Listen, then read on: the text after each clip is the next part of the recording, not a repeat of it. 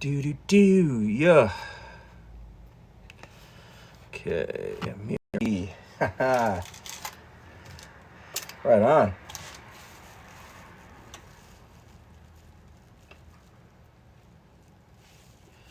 Do do do, yeah.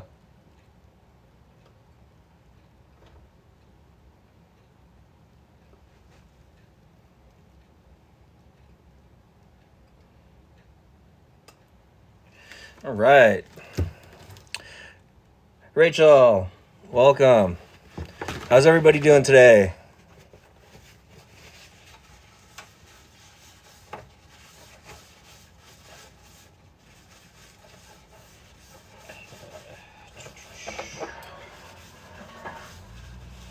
All right, so today we are going to be doing some chicken adobo.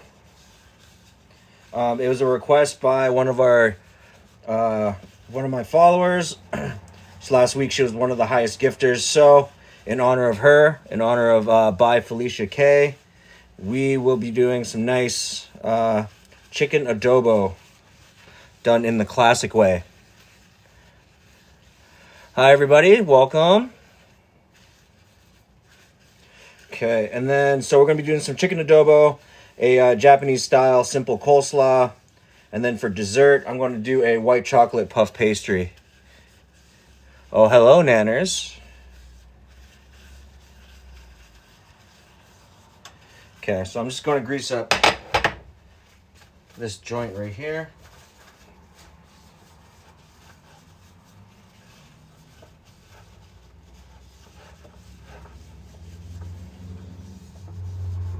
Boom. Right. All right, everybody. Thank you so much for the likes. I appreciate it. That definitely does help me out. What's up, Lynn? Okay, boom. We'll get that going. Okay, so I'm gonna let this defrost a little bit. I got my puff pastry out. So just start this on low. Get a little bit of oil going.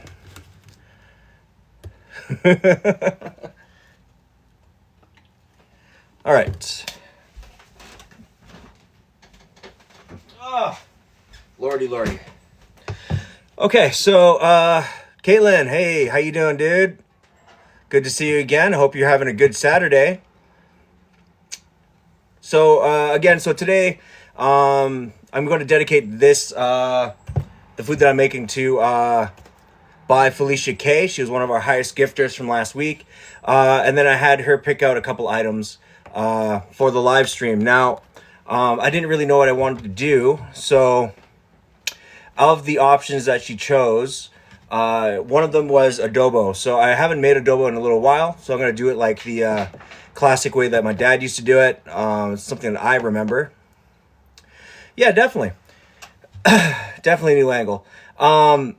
Yeah, so it's what adobo is, so I'm going to get into that. So in this bowl right here, it's obviously adobo is a classic dish from the Philippines. It's one of our national dishes.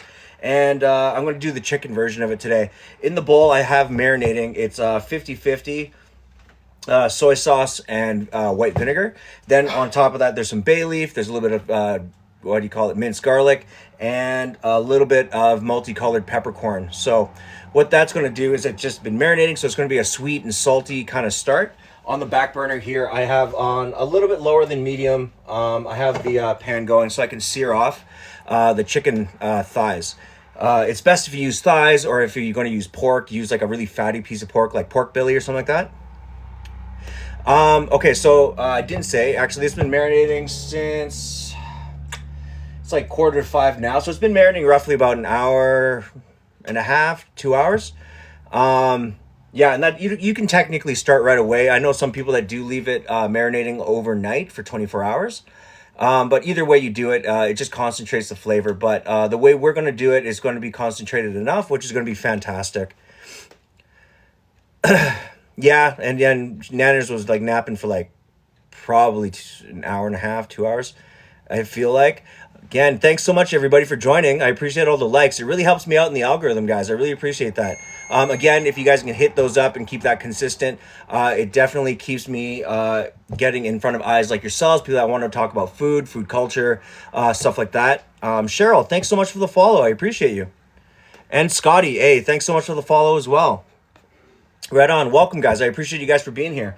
Okay, so again, in the pan in the back, I have the thing heating up. It's on like a number 4 on the electric scale, so it's going to just be searing and all that stuff. Chandra, hi. How are you? How's your day? EGKLGE. I can't pronounce that, but thank you so much for the follow. I appreciate you for being here. First time, hey man, thank you for joining. I really appreciate you guys for joining us. Goma, so Goma slaw is essentially, it's just the Goma dressing, so it's a Japanese sesame type of dressing. It's really rich, pureed from sesames, but I did purchase the dressing just because I didn't want to have to make it. I don't have an immersion blender. It actually looks correct, right, on the screen? Yeah, now I can read it. Right on, dude. Yeah, so I got that ready to go. And then for dessert today, I'm going to be doing a white chocolate and cherry puff pastry, which is awesome because I have, I made earlier some black cherry, excuse me, some black cherry jam, more or less. So it's just, you know, just cherries, a little bit of water, a little bit of sugar, all that stuff. And then it's thickened with cornstarch so that when I put it into the pastries, they'll puff with that. And then I'm going to top it with a white chocolate ganache. Okay, so that's coming up to a sear. So right away, I just want to just make sure that I have this almost hot. Yeah, so when that's going, I'm going to start on a little bit of cream for my ganache. And then I'm also going to start on a little bit of rice to get that going. Shaz86, thank you so much for the follow. And Maria, thank you so much for the follow. I appreciate you guys for being here. I hope everyone's having a really great Saturday. I am making ganache. Yeah, it's going to be a white chocolate ganache. And essentially all it is just lightly heated cream that's going to be able to melt my white chocolate chips. Right? So I'm going to let that cool down. It's going to become a really gorgeous sauce. Right on, right on. Yeah, what's everyone been up to today? It's a nice Saturday. It's a little gloomy where we are, but at the same time, it's still really nice out. Weather's great. Score bits. I mean, I could put score bits, but we'll see. I was thinking about finishing them with a like a ball of the Lindt chocolate just to like put on top so it melts like an egg. But we'll see. Yeah. All right. Awesome, man. There's a lot of people in here. So again, thank you guys for joining. I appreciate you guys for jumping in on this live. You're coming over? Hey, door's always open. We got food on the table for you. Tina Jean, thank you so much for the follow. And again, guys, yeah, thank you. And keep up with the likes. I really appreciate it because it does help me in the algorithm. It, you know, I mean, it helps me make sure that I get in front of eyes just like yourselves, people that want to talk about food culture, recipes, you know, I mean, chef cultures. If you guys have any questions about any of those things, you want to talk about restaurants, you want to talk about different types of food, stuff like that, let's get into a conversation, man. So go ahead and leave those comments in the comment section below. By all means. Matthias, hey, thank you. How are you doing today? All right. So I'm going to get the just the cream going on like a number 3. Right in the back, I got this little bit of oil. You don't want to put a crazy amount of oil, especially considering it's been sitting in a marinade. Yeah. So what I'm going to do here is I'm going to go ahead and I'm going to start searing the chicken skin side down because immediately I want to get a bunch of really good browning on it, because that's the ideal part, is that a lot of the flavor is already imparted in the meat with the marinade, but since it is since the skin is quite dense, it does have a harder time taking on a lot of extra flavor. So in order to concentrate and impart that flavor into the final product, I'm trying to go ahead and get these seared off and crispy, just lightly, because again, this will be braising for about maybe 30 to 45 minutes after I get all this said and done. Okay? And then if there's any other Filipinos in the house as well, just know that I'm not using regular black peppercorns, just because I didn't have them on hand. But in this case, what I am doing, I'm going to turn up the heat just a little bit, just so it doesn't just simmer the skins. So I do have, what do you call it, multicolored peppercorns, which are known as Christmas peppercorns. So it's a mixture of white peppercorn, black peppercorn, and the pink peppercorn as well. Hey, thank you so much for the follow, dude. I appreciate you for being here. Yes, and Kim, thank you so much for the follow. Yeah, the one thing I am going to start doing from now on, now that I figured out how to like unmirror the what do you call it, the live, I have like the menu listed right here. So again, you can, by all means, please ask if you don't know. But if you have any questions on how to do anything on this menu, feel free to ask. I'm more than willing to answer any questions. Okay, guys? So in the back, you can have this really great, it's like soy saucy, it's like a sour kind of a... Oh, that, bam. Yeah, it looks different on my end. Okay.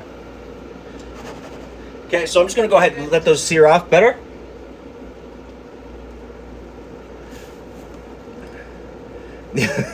I figured the whiteboard will help get people just kind of more acclimated. I know it's like in a nice open spot where you can read it, so that's always good.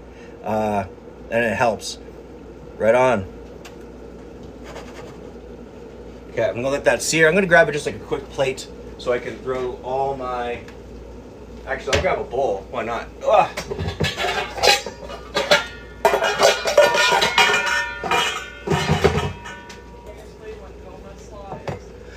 Okay, Invisible Granny, hey, thank you so much for joining. Thanks so much for the follow. Chandra, so what Goma slaw is essentially is it's basically just like coleslaw. So coleslaw that uses the Goma dressing. And then I'm also going to be garnishing it with a bit of just raw celery and a little bit of yellow pepper to go with it. So it's a little bit of sweet, has extra bite to it for the crunch factor. And then I'm just going to allow that to marinate, become soft. And then I'm going to serve that as a cold side to the rice and to, what do you call it? To the rice and to the adobo, just because it has a lot of salty, sweet, savory notes, which I do want to make sure it's kind of accentuated with like a creaminess factor.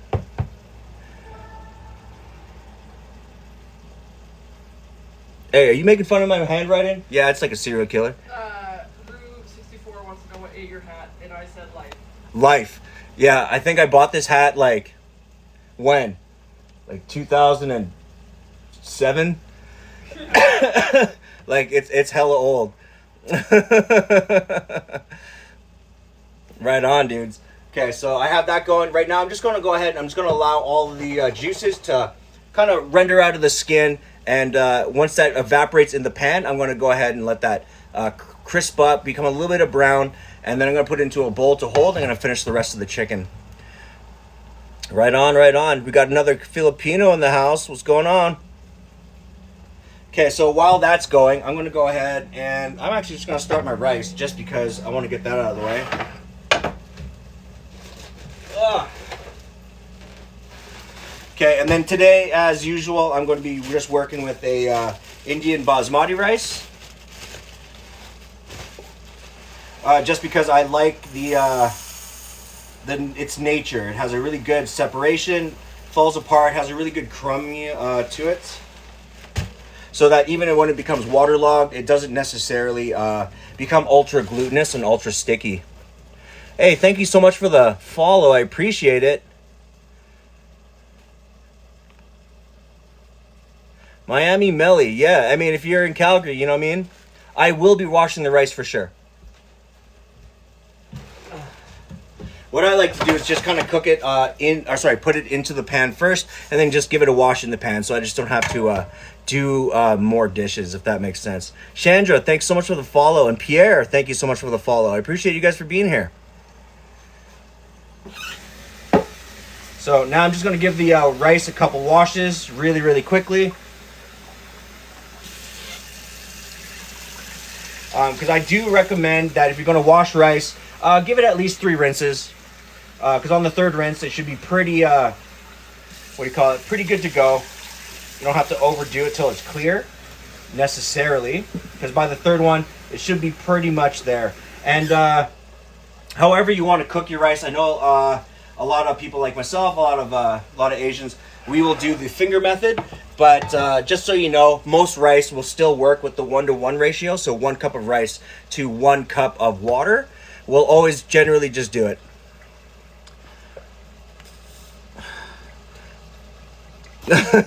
Chandra, by all means, like I said, you know, our door's open. We got food on the table. Young Royal, hey, welcome back, dude. I appreciate you for being here. Carla, hey, from New Brunswick. How is it out there? Welcome. I appreciate you for being here. Okay, sweet. So on the back here, we got the chicken is starting to get a nice caramelization on the pan. Yeah, dude. See? So that's pretty much what I'm looking for. Is that it's getting this really nice color on the skin. So at this point, I'm just going to go ahead and pull it. Okay, and again, today I'm working with chicken thighs. Oh yeah, look at that. Damn. Yeah, it's getting some really nice caramelization going. Okay, and all the water is starting to get cooked out of the pan as well. So I'm good to go on my next batch of chicken into the pan. Okay, and again, you're getting that really great fragrance, that smell of like the vinegar mixed with the soy sauce. You're getting a really good hit of the kind of salty and sour overall scent. Yeah, nothing too strong. Okay. Boom. And boom. Okay, so in this moment right now, I do have a lot of excess liquid, so we're going to reserve that. And we're actually going to apply that to the sauce as we build our adobo. Okay, just a quick hand rinse. Okay. Hey, awesome. Thank you so much for the share, Sassy. I appreciate it. Yeah, guys, if you guys can go ahead and share this live as well. LOL, thank you so much for the follow. Yeah, if you guys could go ahead and share this with any of your friends, most likely that if you're here, you know people that would love to be here with us as well. And just a reminder, if you guys have any questions about recipes, you want to talk about different types of food culture, all that good stuff, go ahead, please leave a question in the comments below. I will try to answer all of your questions as quickly as humanly possible. Adnan, by all means, man, go ahead, hit me with some questions, bro.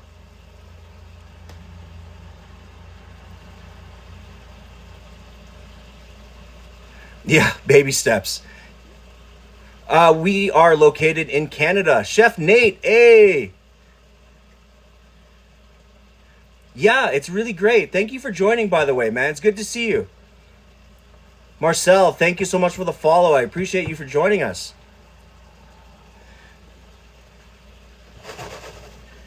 Yeah, I figure it's a steady, slow progression as we go. You know, I'm not in any hurry, but I do love the idea of trying to build slowly a community of people that just love food, you know, want to talk about food, stuff like that, by all means.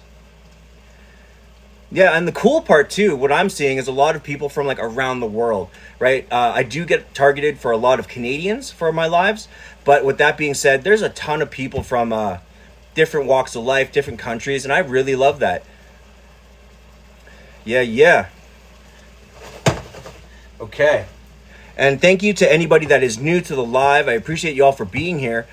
Just a heads up, for this white chocolate puff pastry, yes, it'll be white chocolate and cherry. I didn't write that down, but it's with the cherry jam that I made. It's just with regular black cherries, pitted. I just put them into a pan, heated them up slowly, bit of sugar, a touch of water, just let them ride, reduce, and then I added a little bit of potato starch slurry just to thicken it up. So it's really jammy, and so that when I put the stuff into the puff pastry to bake, it will rise with it, but it won't melt.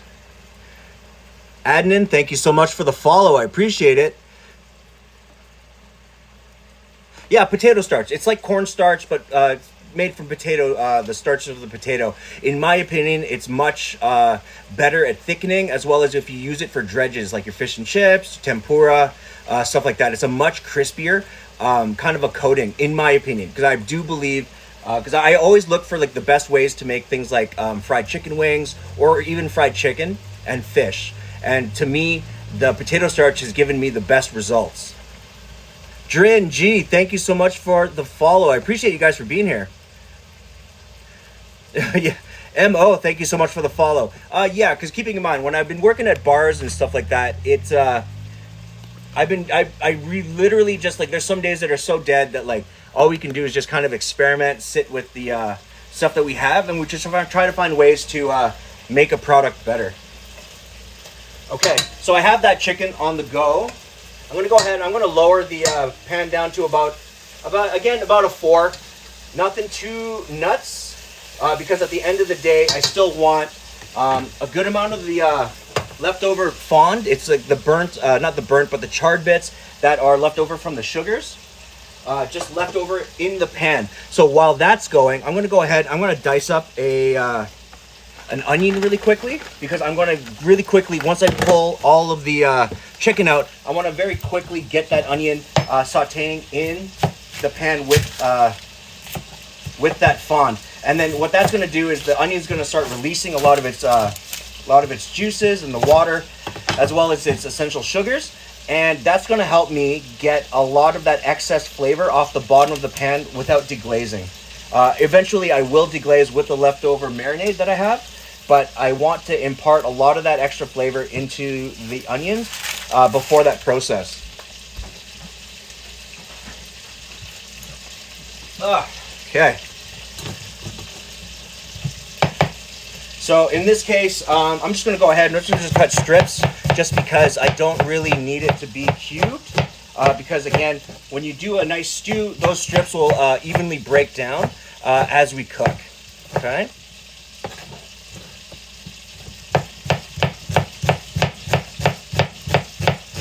I am supervised, sort of. Yeah, you're right.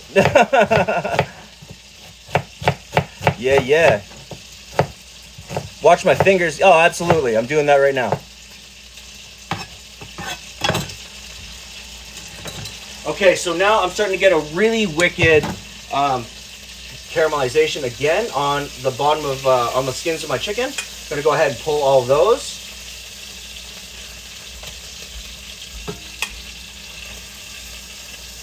You're still missing the seam. You keep recorrecting it. Oh. Yeah. Pull it over. Yep. Thank you. Have to walk it there. Sorry, it always looks different from my angle here. Okay, so now that I've pulled it off of the pan, off the thing, you're seeing all this really kick-ass flavor and fond on the bottom.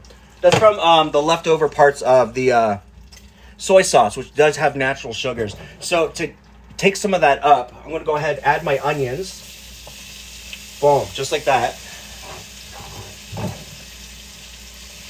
And we're gonna saute those onions really quickly to get a good, kind of a light caramelization going with that. And that should actually give us a really great flavor booster. I mean, really, you should be looking at your hands. But I'm just so used to like talking to people while I work, so. Faded Blues, thank you so much for the follow. I appreciate it. Thank you for being here. Slade, how are you? Right now, I'm in the process of making a wicked, kind of more of a traditional Filipino chicken adobo. On the side of it, I'm going to be cooking up some rice, which I have on the back burner here, and I'm going to serve it with some nice cold Goma slaw. What that is just basically just coleslaw, a little bit of sliced celery, a little bit of sliced yellow peppers, with a Goma dressing, the Japanese Goma dressing. So it's a sesame creamy dressing on top, something just super light. I'm going to give it a toss, let it marinate while my chicken is kind of simmering. Yeah, I'm a stay-at-home dad now, Steve. I just like cooking for my family right now, but I did work in restaurants the last 25 years. Chris, thank you so much for the follow. I appreciate it.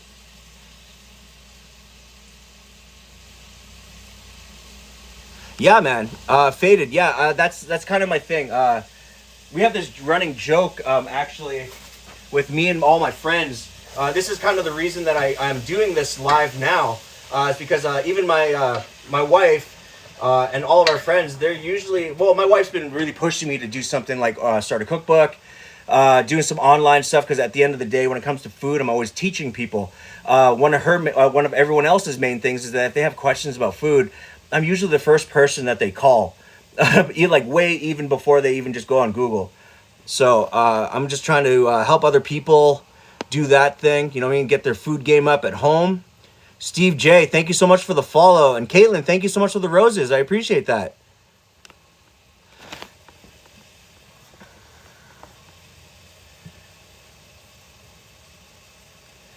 Yeah, man. Yeah, definitely. Shout out to Nanish for sure. Because, again, she's been day one and she's always supported the food that I've made.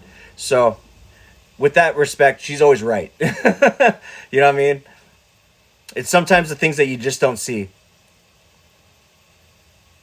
Yeah, definitely. Because there we go. Nice. So now the onions have started to get a little bit softer in the pan. But what's awesome is that, like, you saw all that fond that just came off, right? All that caramelization. It's now in the onions. Okay. So I'm gonna let these guys come up to just a. I'm gonna put that onto a number 5 on the stove, and I'm going to then add in my chicken again.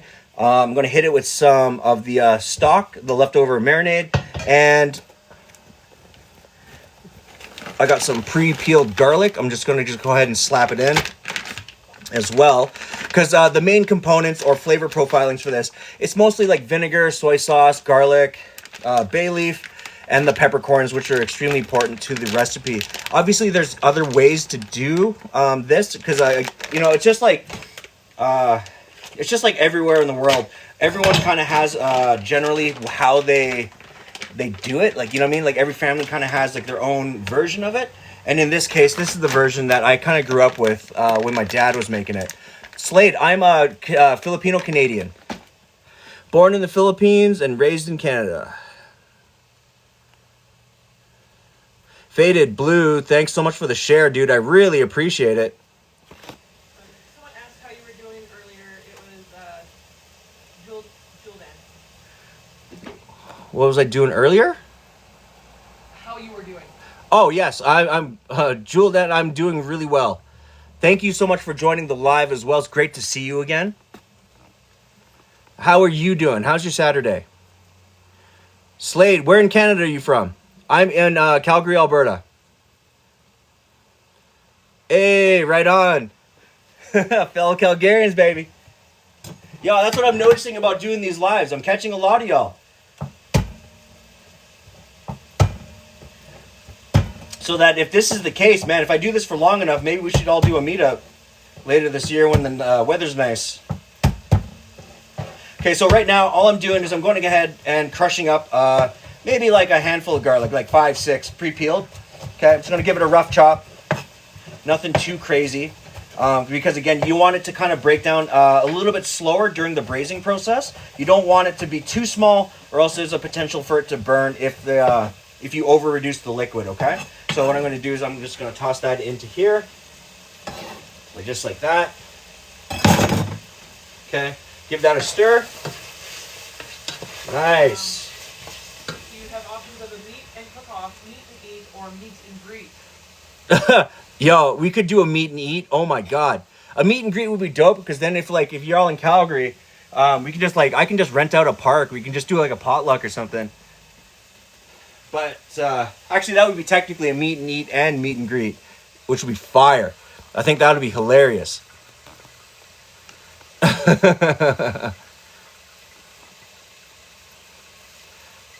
Right on. Okay, so I have the garlic in. I'm just going to give that a quick saute. You can get all that scent right away from the garlic. And then I'm just going to go ahead and toss my chicken back in. Boom. Right? Don't waste any of the juices. Give that a rinse in a second. Right? You're going to just give this a quick flip with a bunch of the onions kind of on top, on bottom. Right? Nothing too crazy. You're going to take your excess marinade. Right? Throw that on top. Boom. Okay. So now that it's at a 5, what I'm going to do is I'm going to let that come up to a quick simmer. Okay? And while that's coming up to a quick simmer,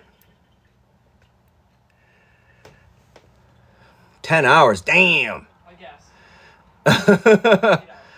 Actually 8 hours. Yeah, that is our love language. You know what I mean? If you haven't eaten today, man, I fucked up. At the Belvedere. Hey, I remember the Belvedere. They were open. I was actually the sous chef at the Bistro at Arch Central during the Belvedere's time. Because that was just kind of up and around the corner. I don't know if you were at the Belvedere. Do you remember the Bell Fry? Because I used to work there every now and again as well. Because they were doing molecular gastronomy type food, and that's the kind of the food that I was doing at the bistro. Okay, that's not too bad. Saskatoon to Calgary. Hey, 6.5. That's not too bad. Wainwright State. He says yes, he remembers. Yeah. Yeah. The Belfry was one of my favorites because they were one of the few people that really started that whole trend with the, see with Teatro, they were kind of the first places that were doing the whole truffle popcorn and, yeah, because I had a homie, he was the executive chef at Teatro for a little while, in like the maybe later 2000s, if I'm not mistaken. I taught him how to do things like molecular gastronomy because that's what I was trained in. So, you know what I mean? That's when they started hitting their stride with like the advent of like espuma or like foams, doing like, what do you call it? John McNeil. Hey, that's a name I haven't literally heard in so long. But like that's when like the advent of like everyone in Calgary was kind of starting to do again like the truffle popcorns or like the spherical raviolis and like all that stuff, which I love, but I kind of hate at the same time now. Just finished cooking chicken curry. Oh, yeah, dude, you better be having that with some what do you call it? Some naan breads, dude. Flower Essence, thank you so much for the follow. I appreciate it.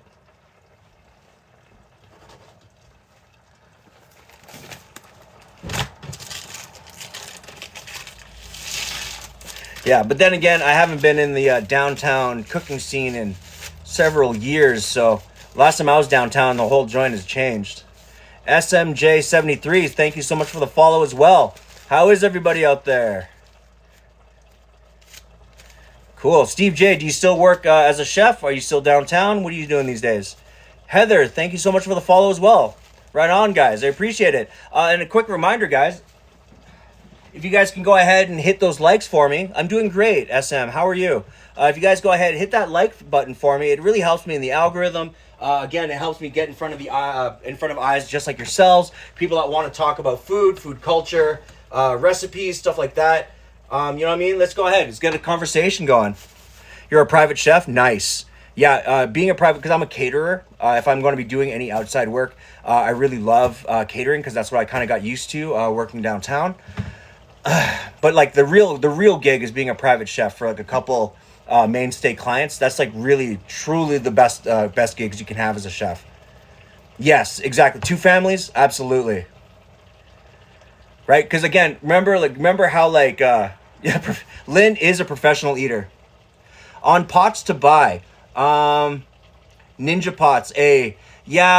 Chris, when it comes to like pots and stuff like that, it really depends on what you're looking for. A lot of the time, for normal people, I do recommend anything that's kind of just generally non-stick. You can cook on like medium heat with it. Nothing too crazy. But if Alana, thank you so much. I appreciate that.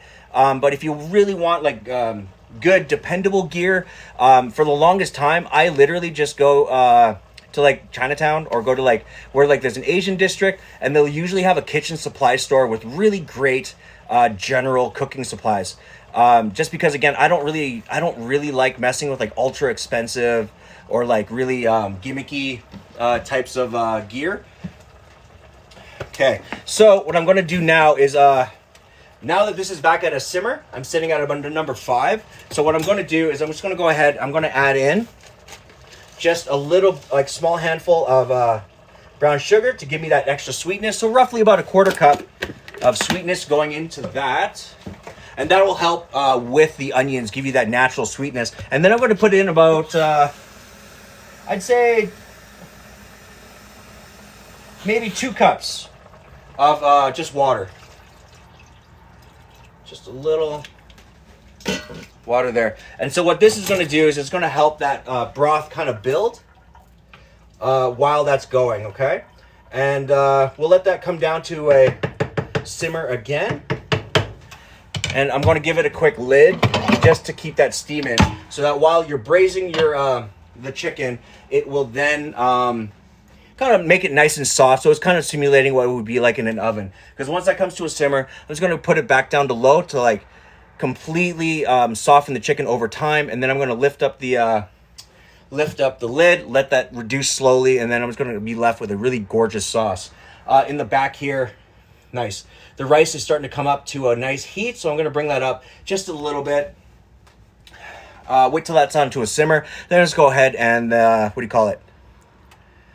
lower it down, so then it's just kind of steaming on its own. Steve, the living room, if I'm not mistaken, is still open. Bill Brown, thank you so much for the follow. I appreciate you guys for being here.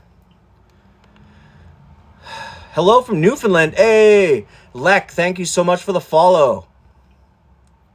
And Linda, I'm not a chef, but cook for 16 patients and families in Palliative's house. Oh, awesome, dude.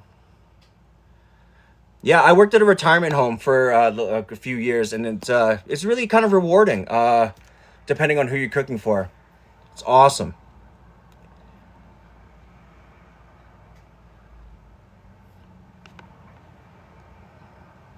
Yes, the pots I am are using our Gothic brand. Awesome.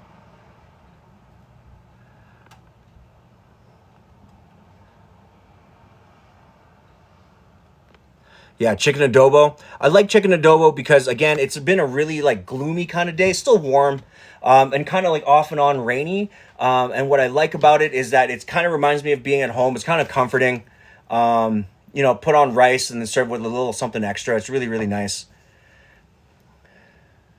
It is, Steve. It is really, the weather's actually, it's not too bad. It's warm-ish.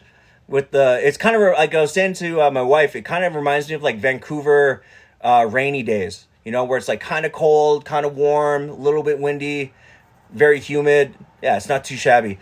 But I do find retirement homes to be really rewarding, in essence, because I know some of them really hate being there and they're just kind of grumpy. That's just how they are. But the ones that just really appreciate the food and the stuff that you're really, they really look forward to the meals that you serve. And they can tell that you put a lot of care and love into the stuff that you do. Comments about covering or not covering your rice? What I'm actually going to do is I'm actually waiting till this comes up to a simmer. I'm going to lower the heat and then cover it.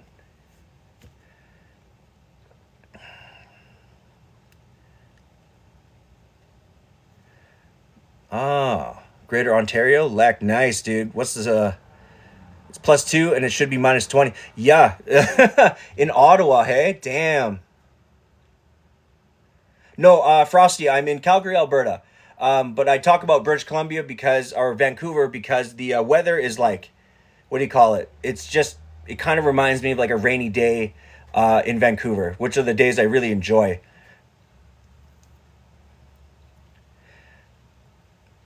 Two years ago, it was -50 here in Saskatoon. Yeah, exactly. Because we got that, what is it called? That slipstream thing. It just warmed up like the whole week. It hit like +15 the other day there. It was awesome. Yeah, you know what? To be honest with you, the food costs, we kind of got around with certain things. I mean, the thing is, a lot of the time, they really wanted to make sure that you could kind of execute the entire day by yourself. Since, again, for people like us that are French trained or anything like that, we can really just push past the hustle, and it's not a big deal to do things from scratch. Whereas, like, I had a lot of line cooks and stuff like that. They weren't as confident, so we had to bring in certain items, which definitely drives your food costs. But a lot of the time, we tried to kind of sit with a mixture of brought in and fresh items. So fresh vegetables and fresh carbs. But sometimes you do have to bring in like some of your meat is just going to be like that prepackaged cryovac stuff. But I mean, at the end of the day, it's still, as long as they enjoy it and you kind of just build it up so it's a little bit more than just store-bought something, they really appreciate that kind of stuff. Sweet Fatu, thank you so much for the follow. And Mike Hunniford, thank you so much for the follow. I appreciate you guys for being here. It's warm in southern British Columbia. Hey. All right, so this is at a nice steam. So I'm just going to go ahead, lower that guy down to a 3.5. And I'm starting to get some steam on my rice. So I'm going to go ahead and put a lid on that as well. Where is the appropriate lid? Boom. Okay, so at this point, I'm just gonna wait till that comes up to a full simmer, shut it down to about a 2. So in the time that it takes to cook, this will actually have enough time to cook and then proof. And then I can remove the lid, and it should be nice and fluffy.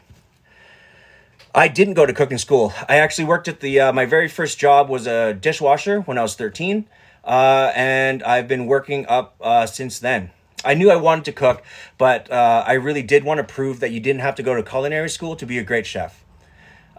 So that's my thing, is that I had a really great chef when I was working as a dishwasher who brought me onto the line, taught me how to do prep. You know, I mean, as well as you do cooking class in like school and stuff, but I really wanted to push myself to be better on my own. Okay, so the muffin tin. So now I got all my puff pastry sitting on the counter. So what I'm going to be doing with that is I'm actually going to cut it. I'm going to be placing them into the thing, and then I have my oven sitting at 350. So this will be for the white chocolate and cherry dessert. Okay, and in this pan, I've had this one warming for the last couple minutes, just on. What is adobo? Adobo is it's kind of a sweet and savory kind of dish out of the Philippines, as well as you can find adobo in places like Mexico or in Spain. They have their own different types of adobo, but in this case, mine is based on the Filipino adobo, which is also one of our national dishes.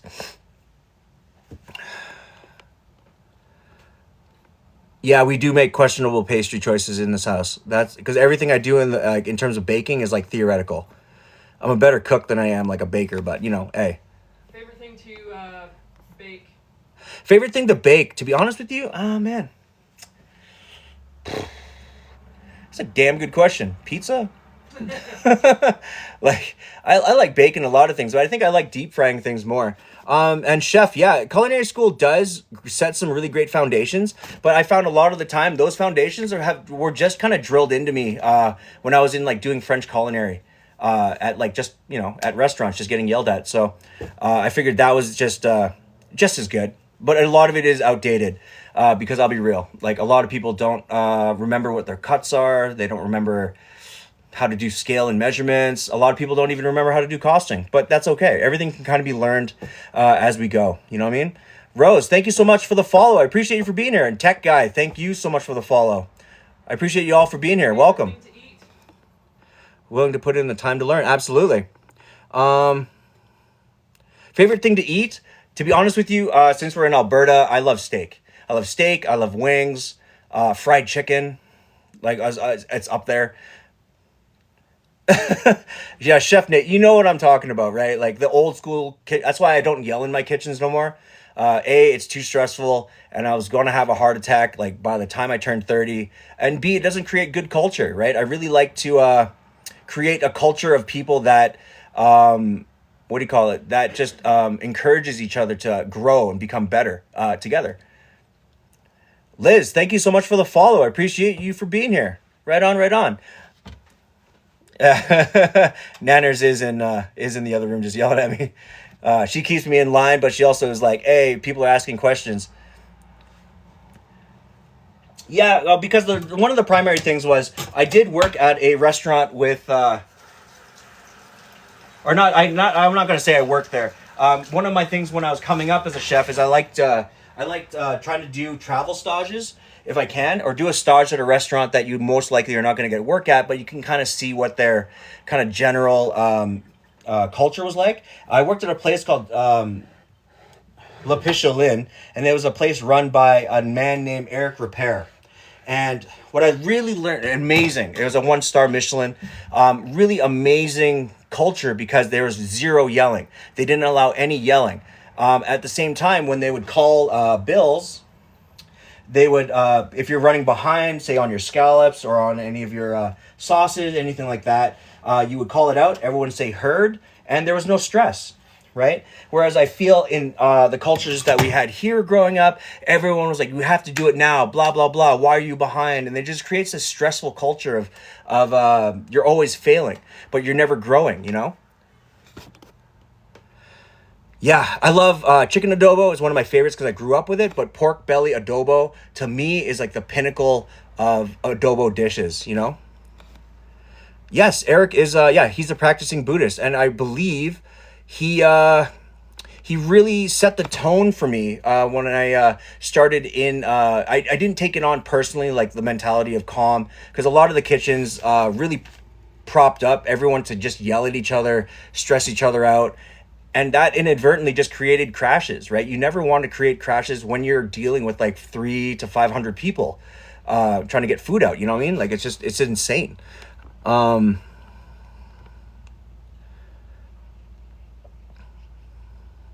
yeah, definitely, definitely. Philippine style is different than the yes, absolutely, because their adobo does have moderately different spices, if I'm not mistaken. I don't deal with a lot of Mexican food personally, so to me it's a different world. I do mostly like Asian Canadian fusions.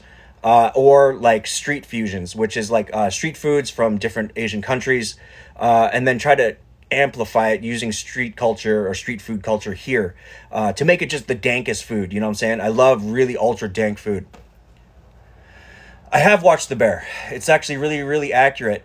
But what was even more accurate was did anyone watch? Now I'm just going to remove the lid. Now that you can get all that peppercorn smell, yeah, the sweet and sourness of the what do you call it? Of the vinegar, all that going in. Did anyone watch the movie Burnt? Hey, Cruz. Hey, welcome, dude. How are you?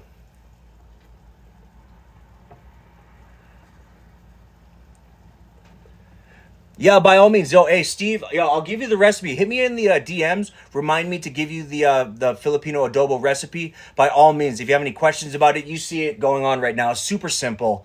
It's just supposed to be a really quick home food served on rice. One of the best things you can take is like do this, right? Sear up an egg, throw that thing on there. You have breakfast. It's amazing.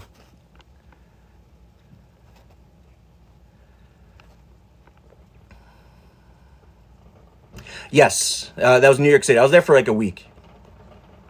But to be honest with you, I would have loved to see New York, except that I just didn't. Like by the time I was done, and keep in mind, I was a very young chef or a young cook, so I was like beat. I was beat to hell like by the end of the the day, if you will, because their days start at roughly they start at about 10 or 11 a.m. If you're going to do the evening shift, then you take a break between 2 and 3 o'clock or 3 and 4 o'clock, and then you're just back into it doing your fine mise en place and all that extra stuff. Hosting episode was nuts. Oh yeah, yeah. Hey, Cruz, thank you so much, man. I really appreciate that. I try to create content that everyone kind of wants to watch. There's a lot of activity going on, all that good stuff, right? Okay, so right now I'm also working on the tartlets for dessert.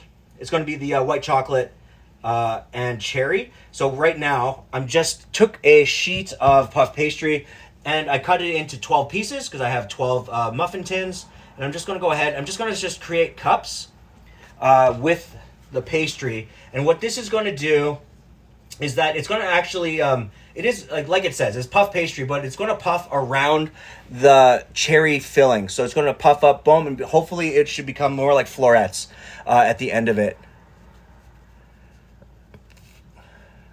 You and Chef Nate have favorite similar movies. Yeah.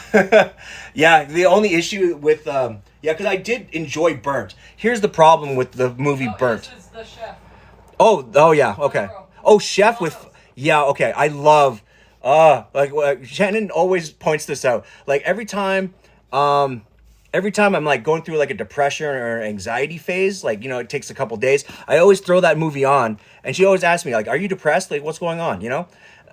It's one of John Favreau is one of my favorite. Like the way he learned how to do those recipes. I think it wasn't the guy from Momofuku. It was and it wasn't David Chang. It was another dude from the. He also does like the street Korean, L.A.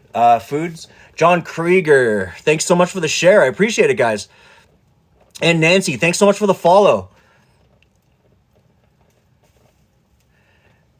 Yeah, I had an opportunity to do a. Yeah, that's it. Yo, and he did an amazing job for that movie, helping produce it with the food. Roy Choi. Yep.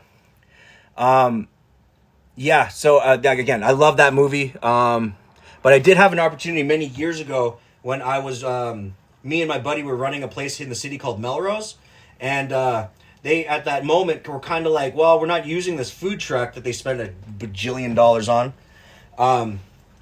They still have it technically, but they never used it for like events. It was just kind of a showpiece, like a really expensive ass showpiece. They did offer it to us for like a really reasonable price, but the problem with food culture and what do you call it? Hey, no worries. The problem with truck culture or food truck culture here is that the city doesn't really support it, right? Where it doesn't support it the same way like LA does. It doesn't support it the same way Vancouver does, because that's where I did a lot of my research. Because I talked to the guys from Japadog, as well as a few other restaurants that had their own food trucks, for festivals and like parking at the P&E, stuff like that. Okay, so I'm just going to go ahead and bust those in. How's that? Okay, that's perfect. So I got cream in this other pan right here. Really simply, I'm just going to heat up the cream to the point where it's not scalding, but it is starting to get a little bit of steam. And the reason being is because you want to be able to have it hot enough that it melts the white chocolate chips. Okay, so I got that stuffed. That's that situation. I'm going to go ahead and start filling it. Okay, grand. Yeah, and again, this is like super hella thick, like it's dank. Food culture. No, I'm in Calgary, Alberta. And unfortunately here, they have like what's known as a lottery process for food trucks. So unless you have an agreement with private property to be able to park there daily, what you get per week is random spots in the city to park your truck. Yeah, you would think that they would support food truck and culture because, in my opinion, restaurants are slowly, sit-in restaurants are going to slowly die, where takeout is going to become more prevalent, just like in Asia. There would be smaller restaurant spaces just because the cost of upkeep and the cost of having restaurants will be so astronomical that it would become kind of nonsense. Yeah, and that's the thing though. That's traditionally how it should be, right? You start with a food cart, then the food cart into two food carts into a truck into a restaurant, right? And you're talking like a 4 to 8 year period of growth, right? If you're that good. So, Caitlin, the cherry mix again, it's just black cherries that I put into a pan, a little bit of water, a little bit of sugar to kind of just increase the small amount of pectin that cherries do have. And then I just let it simmer, reduce down, added a small hit of vanilla, and then I hit it with the potato starch slurry to really thicken it. So that's why it's like hella thick. Okay, so in these cups, I'm just going to go ahead and I'm just going to serve up just some scoops of cherry. I'm going to have leftover cherry, which is awesome because I'm probably going to end up using this on another live stream to do a small version of like a Black Forest cake idea I have. I mean, obviously it's probably not original, but how much potato starch would you use? For this, I think I used at max, I used maybe 2 tablespoons of potato starch, and to be honest, I didn't even use all the starch. I added it in. And the real secret to potato starch, guys, if you ever end up using it, put in a small splash. Stir it. Wait till you see the thickness that you want. Ethan, welcome, dude. What's good with you, man? We're just cooking up some nice chicken adobo with some steamed rice and a little bit of Goma slaw that's going to go with it. And right now I'm just working on some white chocolate and cherry puff pastries for dessert. You wrote this down? Yo, and Caitlin, just so you know, you can take that same slurry, if you make the slurry nice and thick, right? You can actually take, say, a piece of meat, like chicken wings or a chicken breast, cut it thin. You can actually go ahead, dust it with that potato starch as well, and a little bit of egg if you wanted to. Excuse me. You can take the... you can take the powder, you can add that in on top of your chicken breast, add a cracked egg onto it, mix it till it's wet and moist, right? Then you can just go ahead, rehydrate it in that same dredge, and then deep fry it. It'll give you the best crust for anything deep fried. I would love if there was more pressure on city council, but at the same time, it's Calgary, man. You know what I'm saying? They're just going to do what's best for the money. Growing up here, that's what I know. I got called up to AAA. So now, oh, you're playing full time? Whoa, that's awesome, dude. Congratulations. That's wicked. The puff was store-bought, yeah. Yeah, the puff pastry was store-bought. Again, I just didn't have the time to do like a laminate or anything like that. And I do prefer the store-bought stuff just on the fly, just because it's easy. If I definitely had a little bit more time in my day, I would have definitely made it. But again, I want these kind of streams to showcase that you can buy things for relatively cheap. Like I think the single puff pastry that I bought, it was only like $3-4. And you get a good amount of portions out of it, just depending on how you use it. And again, for these kinds of live streams and all that good stuff, I try to emphasize economical and sustainable foods that are done in large batches, as well as, it's accessible and everyone can do it, right? Those are always things that I'm always trying to encourage on this live. Chandra, thanks so much for sharing. I appreciate it. And just so everyone knows, anybody that's new to the live or is just joining us, thank you so much for joining us today. I hope your Saturday is really, really great. So as you guys know, right now I'm working on a Filipino style chicken adobo with some steamed rice I have going in the back here. I'm going to be making up a small batch of Goma slaw. That's basically just coleslaw, some cut up celery, a little bit of yellow peppers. I'm going to toss that in with some Goma Dressing. It's a Japanese type of sesame dressing. And I'm going to let that just do its thing. I'm going to serve that on the side of the adobo and rice. For dessert, I'm going to be doing the cherry and white chocolate puff pastry. So those should be really, really nice. And again, if you guys can, keep hitting that like button for me. The more likes that I get really helps in my algorithm, gets me in front of people like yourselves and eyes that want to talk about food culture, recipes, recipe culture, chefs, all that good stuff, okay? If you guys have any questions about food or recipes or anything like that, by all means, leave a comment in the comment section below. And is looking for more Filipino recipes. Definitely, okay. More Filipino recipes. I have actually a cookbook of stuff I can definitely send you some really great ideas. Yeah, but keep hitting those likes. If you can, go ahead. Is that puff? No. It is a recipe that I just found really dank. I'm working with a lot of like puff pastry or spring roll wrapping and stuff like that, just to kind of come up with like cheap, economical ideas that are high in portions for the cost value, right? Huge flavor, lots of portions, and that's kind of what I'm looking for. Hey, what's good? Wayne from Toronto. Welcome. I appreciate you guys for being here. Yo, I do have a caldereta recipe. I have it written down. I haven't made caldereta in a little while. Actually, no, I made it on my very first stream, if I'm not mistaken. You were doing velveted chicken or beef or something. Yeah, I think I was, definitely. Okay, so then on this burner right here, I got my cream. It's taken on a bit of steam, which is really, really great. Right, and it's not boiling, so that means it's not scalding. So I'm going to go ahead and get my white chocolates out. So in this case, I couldn't find the white chocolate nubs that I really enjoy using. So instead, I'm just going to use chocolate chips. These have a really good fat content, which should technically melt and blend with the cream pretty well. Have we had Sinigang, yes. We've had it, yeah. We've had sinigang. We've had it when we went to the Philippines. Oh, yeah. It was it's definitely like an acquired flavor, but it's really, really good. It also, sinigang, just like pancit, is kind of one of those things that kind of, again, reminds me of like being at home or like when I go to like a party with family. It's always a good time with that kind of stuff. Christina, how are you? I'm doing really well tonight. Thank you so much for joining us. I appreciate it. And Wayne, thank you so much for the follow. I appreciate you guys for being here. You would bathe in it, yo.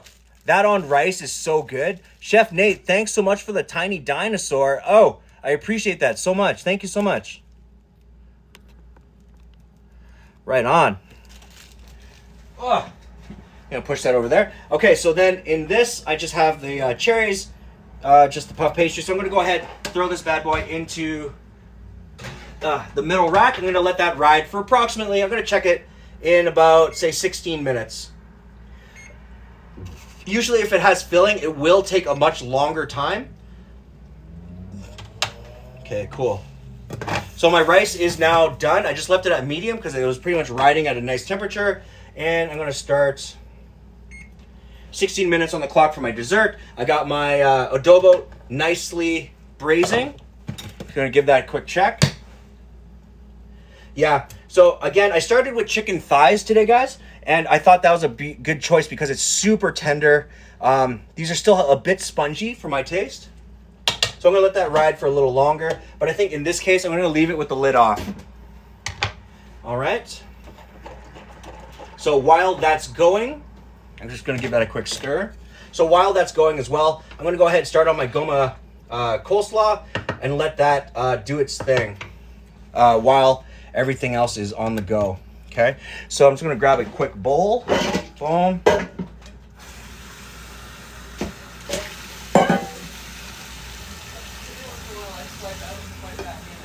Say again?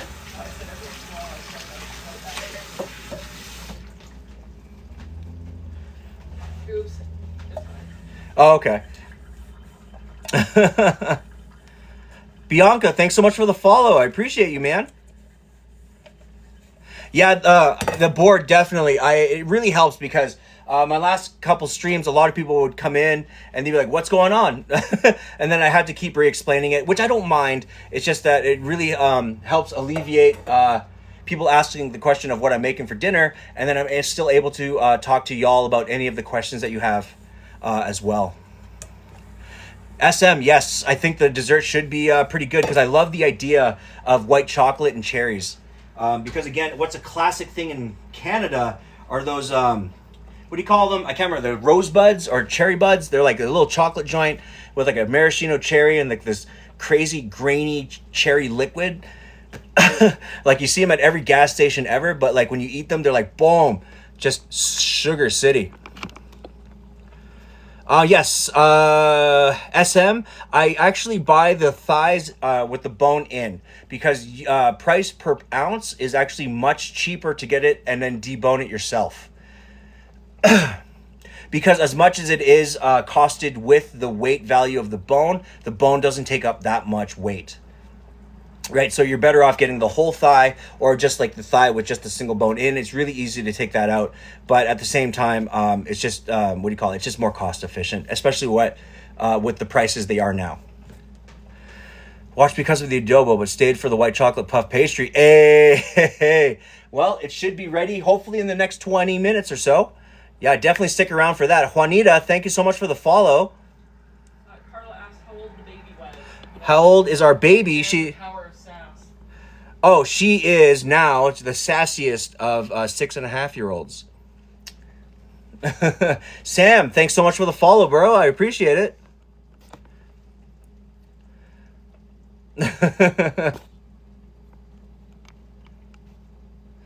Cherry blossom, yeah. Those things are just gnarly, bro.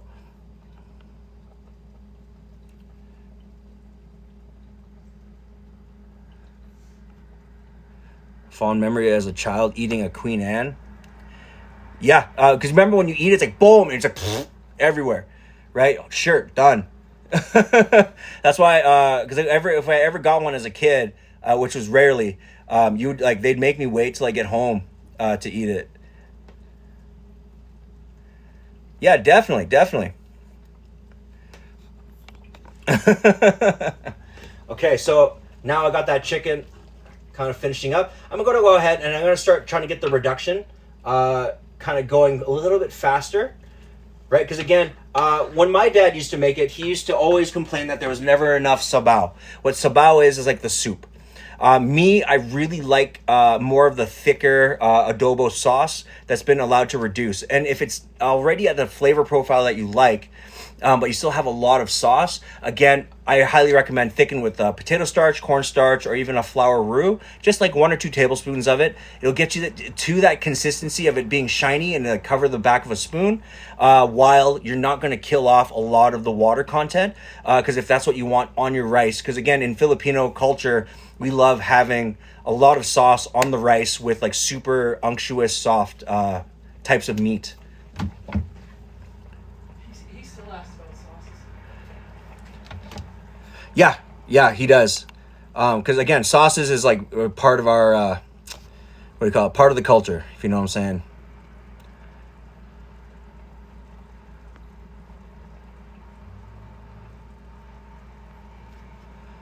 Right? Hey, yeah, and I appreciate it because again, I figured out how to make this thing not be backwards.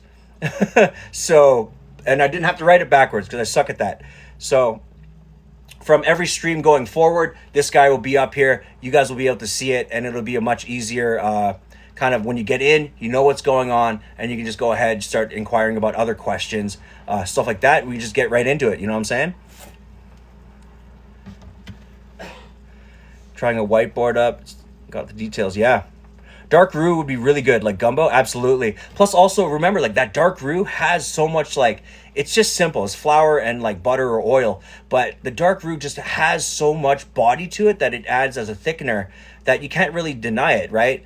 One of my favorite things to do with dark roux is also when you put the roux in, add a splash of like Guinness or dark ale, and then it'll really bring out the not just the yeastiness, but like the toasted wheat flavor to anything like a stew or a again like an espagnole or like any of the brown stock stuff. You know what I mean? So yeah, sauce on rice is just it's part of life. You know.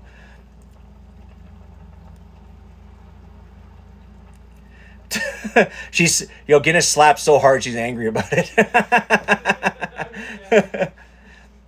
Did you put the house on fire? Not yet. But it won't be the whole house. It'll just be the roof. What is the rice you prefer to use? Right now, I'm actually using the Indian Basmati rice, which again, I really love for applications like K's. Thanks so much for the fire, bro. I appreciate you. What I really love that rice for is things like fried rice or porridges or anything, because it has a tendency to not clump up as much, right? Because as you see, I had the lid on, and this thing's actually cooked all the way. But you notice that when I give it a stir, it really breaks up, really fluffy, right? Which is a really gorgeous type of rice, right? At the same time, this kind of rice is really fragrant. One of my favorite rices to use, though, in all honesty, is the Japanese rice. It has a little bit of stickiness, but still has that grain that falls apart, which is absolutely beautiful. Can you show us some chicken? Yeah. Neptune Julian is asking about Zoom the food. Zoom the food. Zoom the food. Warren, thanks so much for the follow, bro. I appreciate it. Okay, so I got, that's been going for, at least the last 30 or so minutes, braising. But look at that, right? Now it's at that point where you can actually poke it and it's starting to break apart. So that's the tenderness that we're looking for. Really gorgeous. As well, the skin, right? The best part about this skin is that there's still a hair on it. Whatever. The best part about that skin is that now it's like super melted, right? It's starting to break apart really, really easily. Yeah. Like that's kind of what you're looking for in terms of the chicken braising, because then once it's starting to completely break down, it won't. If you cook it too far, obviously it'll start to turn to mush, which is something that you do not want to do. But at this point, the chicken is actually maintaining a lot of its structure, so that when it hits the plate, you can still hit it with a spoon or a fork, still get that good chunk on the fork or spoon with a little bit of rice and eat it as is. Friends off to that person. Told me he hates orzo because it's a sticky rice. Yeah, because I actually have I have very limited uses for orzo. One of my favorite things to do with orzo, and I brought this up when I was when I was a sous chef at a Greek restaurant here, was that I used to actually make orzo rice pudding, which I thought was fantastic because again that pasta texture with it being if you loosen it up, it doesn't get super clumpy and stuff like that. Neptunes, hey, you take it easy for 1 second, okay? So I'm just going to go ahead and I'm going to get my coleslaw kind of started. In this case, what I'm doing is I'm just going to just cut up really thinly a bunch of celery and a little bit of peppers. Homemade pizza, yeah. Hey, but you know what? Homemade pizza is still fire. Like, let's be real. Yeah, rice pudding. What I love about rice pudding is like if you do rice pudding with like cinnamon, but it's a really nice cinnamon, so you're just ending up using like Vietnamese cinnamon or like some type of Chinese type of cinnamon. It's awesome. Hangry? Right on.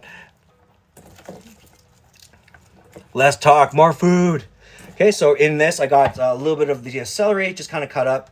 Okay, nice and easy, so that when this hits in the coleslaw, it'll have time to it'll break down fairly quickly as well. Okay, so in this I'm going to just throw in just a little bit of peppers. Again, what I'm looking for is that I'm just going to do really quick strips, nothing too serious. Boom, like that. Right? Because again, when you're doing any type of coleslaw, you want all your pieces to remain pretty consistent. Amber, so thank you so much for the follow. I appreciate it. Welcome. More talk. Well, I'm trying to do like a mixture of talking and working at the same time. But like obviously, I did a bunch of the work, a bunch of the mise en place up front. So now all it is kind of more of a waiting game when it comes to it. Okay, boom. And then I saved a little bit of my pre-washed green onions, but I saved just the whites part. Because, again, I'd use the greens and the whites in different instances. Okay, so what I'm going to do is I'm just going to cut up some of the whites directly into the coleslaw. This is going to give me some of that extra bit of kind of a earthy green flavor, really fresh. Pringle, thanks so much for the follow. I appreciate you guys.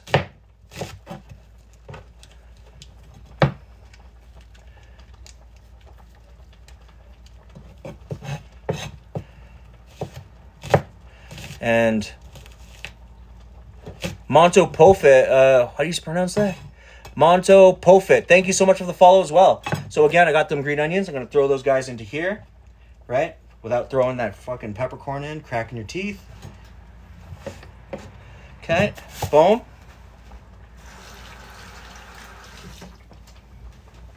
Give my hands a quick rinse. Okay, so nice and easy. Then I'm going to follow it with just a mixture of coleslaw. So for this, I'm just using a pre-made coleslaw mix. Right? So this already has your red cabbage, your white cabbage, and shredded carrots already in it. So it's really nice to be able to add extra ingredients to kind of give it some extra bulk, okay? So, Amber, today I am actually working on some Filipino-style chicken adobo. I'm going to be serving it on top of some nice, gorgeous steamed rice. And right now I'm working on that Goma slaw. What Goma slaw is, essentially, it's just your regular coleslaw, but instead I also cut in a little bit of green onions, some celery, some yellow peppers, and then I'm going to hit it with some Goma dressing. If you've never heard of Goma dressing is essentially the dressing they serve you at a Japanese restaurant on their iceberg lettuce salads, right? So it's a creamy sesame-based dressing, which is absolutely gorgeous. Chandra has a comment for you. Chandra has a question. What do you got for me? About ingredients. Oh, absolutely. Yes, what I'm actually trying to do coming up in the future is a cook with me kind of episode on a Saturday, because my Saturdays are a longer live stream. So what I'm going to do most likely is I'm going to just create a small, easy to do menu, and then I will send out the recipes and the and the ingredient list about a week in advance, so everyone can kind of get their stuff together, and then let's just cook together. You know what I'm saying?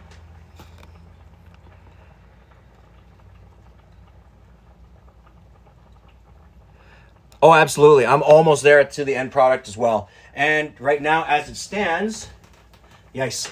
Yeah, my puff pastries will be coming out. I'm going to check them in another about minute and a half here. I do think from the look of it, I'm probably going to let them go for another extra 2 or 3 minutes. You can probably, if they have a proper Asian aisle, I get all my stuff from either the T&T, like the Asian market, or I go to Superstore, which is also owned by T&T. So they do have an extensive Asian type aisle. By the same company. Yeah, they're owned by the same company. The Yeah.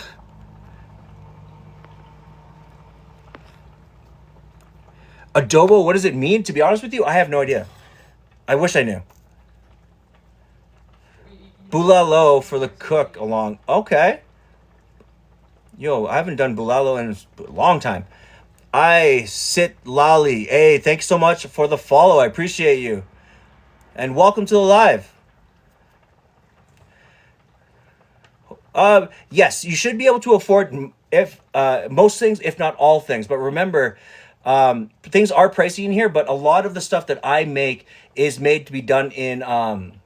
You can do several portions of it, as well as I'm always striving to make sure that the things that I show off can be modified so that they are cost effective. Okay, because usually a lot of the times, like if it's like chicken right now is going for really cheap, as well as things like pork product, but beef is at an all-time high, and same with fish because we're a landlocked province. If you can't get a lot of those ingredients or you can't find the vegetables that I'm showing, pick any other vegetable. Or if you have questions about the recipes that I'm going to be doing in the future, by all means, hit me in the DMs and I will always try to get back to you as soon as humanly possible. Right? Because again, I'm always here for you guys if you are on your culinary journey at home.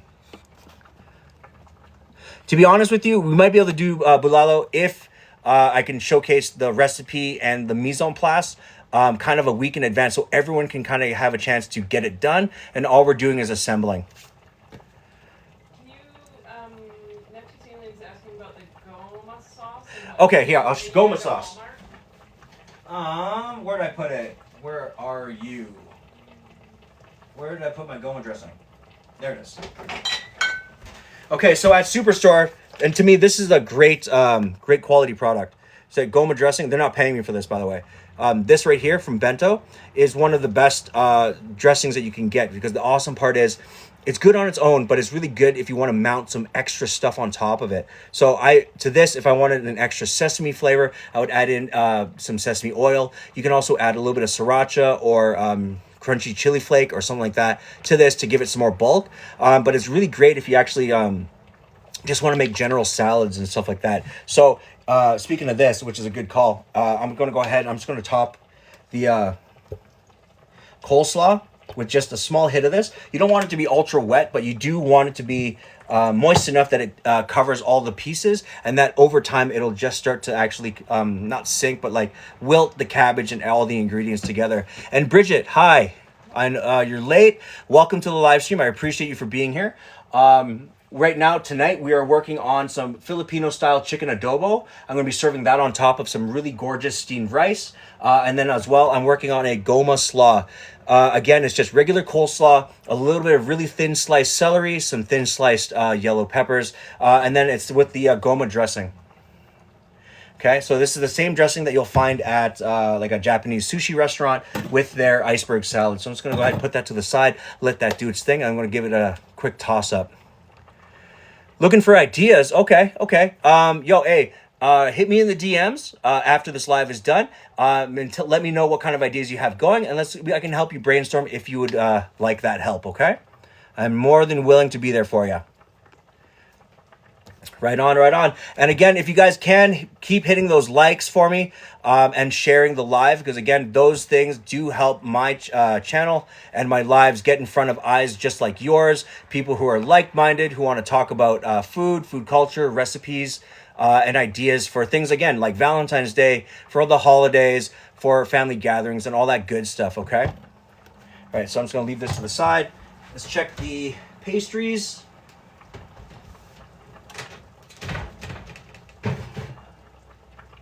All right, I need tongs. Okay. Nice. They're almost good to go. I say I'm going to leave those in there for another about 2 minutes, just so they take on just a touch more color. Okay, 2 more minutes. Boom. Lewis, thanks so much for the follow. I appreciate it. SM, thank you so much, man. I appreciate you for being here. And it makes my day to see that there's like-minded people who actually want to watch food, man, who actually want to maybe learn something. We can talk about food as well. Deep fry stuff on, oh yeah, on April 20th, you got it. We'll probably, to be honest, I got some gnarly deep fried.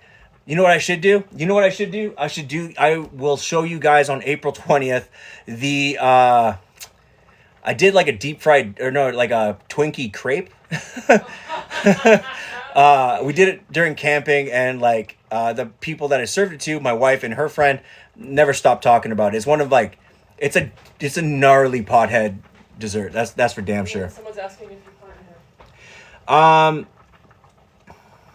It really depends. K's, it really depends on what I have on hand. A lot of the time going forward, because again, I'm just new to this. I've been doing lives for now 3 weeks or so. The things I'm going to try to do is, as of Sundays, I set my next 3 days up in terms of menus and ideas, and I'm just going to go with that for the time being. Because again, I can set them up 2 weeks in advance, but once they're set up, I can't actually adjust them. So if I do want to adjust them, I'll have to delete them, bring them back. So I'm just trying to do 3 days in advance worth of stuff.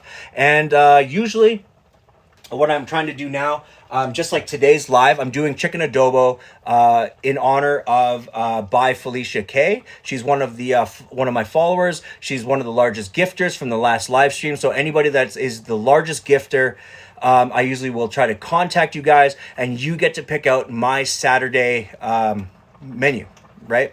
I usually get you to pick out 3 or 4 items, and then we go from there, right? And I'll try to make it. Chili oil or chili crisp?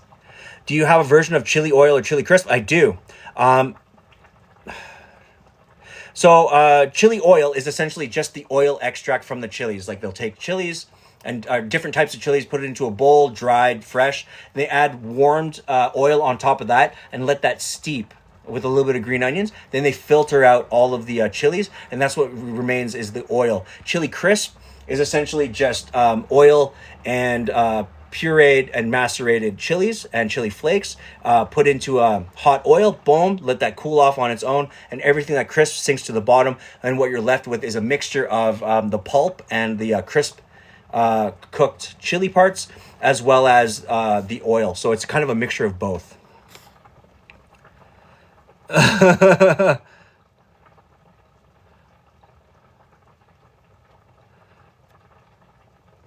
On top of it, hey, you know my door's always open. I got food on the table, brother.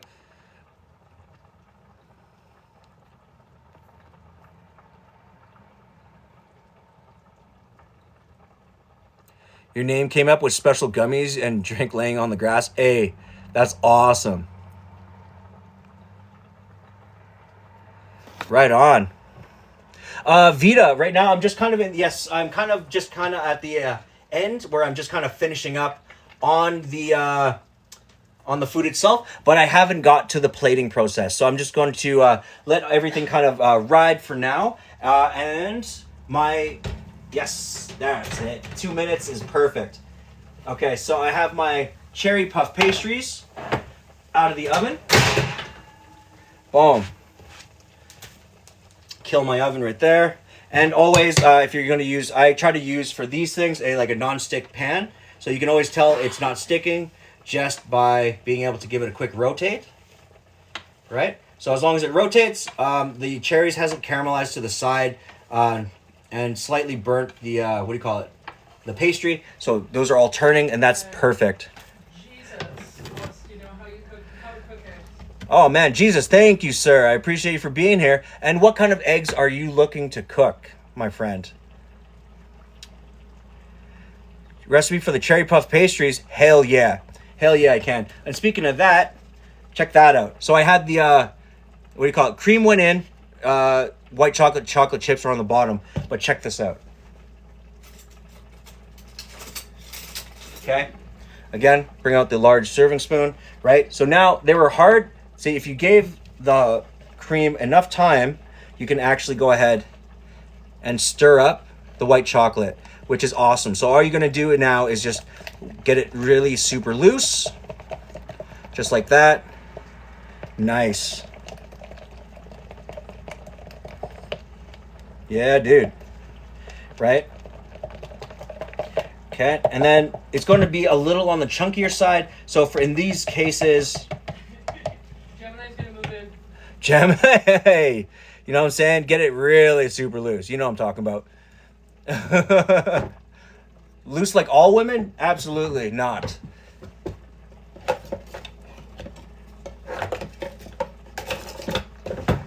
Okay, so check this out. I got my whisk attachment. I'm just going to go ahead and give it a quick pulse. And what this is going to do... No, is it out of batteries? There we go. So what this is going to do is that it's going to help blend and break up the white chocolates. There, perfect. So then at least it's not super chunky. You don't want the extra bits. But I mean, it's still white chocolate and cream. It'll, what do you call it? It'll actually break up a little bit more once I pour it onto the cherries, because these just came out. So that means the cherry mixture is still warm, which is gorgeous. So now what you're going to do is with the mixture, you're just going to give it a quick pour over top, and you're going to help cover that cherry up with it, okay?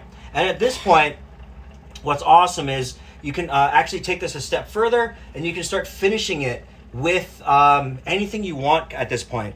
You can hit it with chocolate, extra chocolate. You can hit it with what I have, which is the score bar pieces. You can hit it with crushed out nuts, or you can also do a nice whip topping. Because I'd also recommend this not just with white chocolate, but if you did it with dark chocolate, you can do like a Black Forest flavoring, which would be really, really great. Because then, if you do, say, the cherries with dark chocolate ganache, right? Then you hit it with a little bit of whipped cream. You have this gorgeous, and then grated chocolate to finish it. Just be fire. Jamie, thank you so much for the follow. I appreciate you for being here.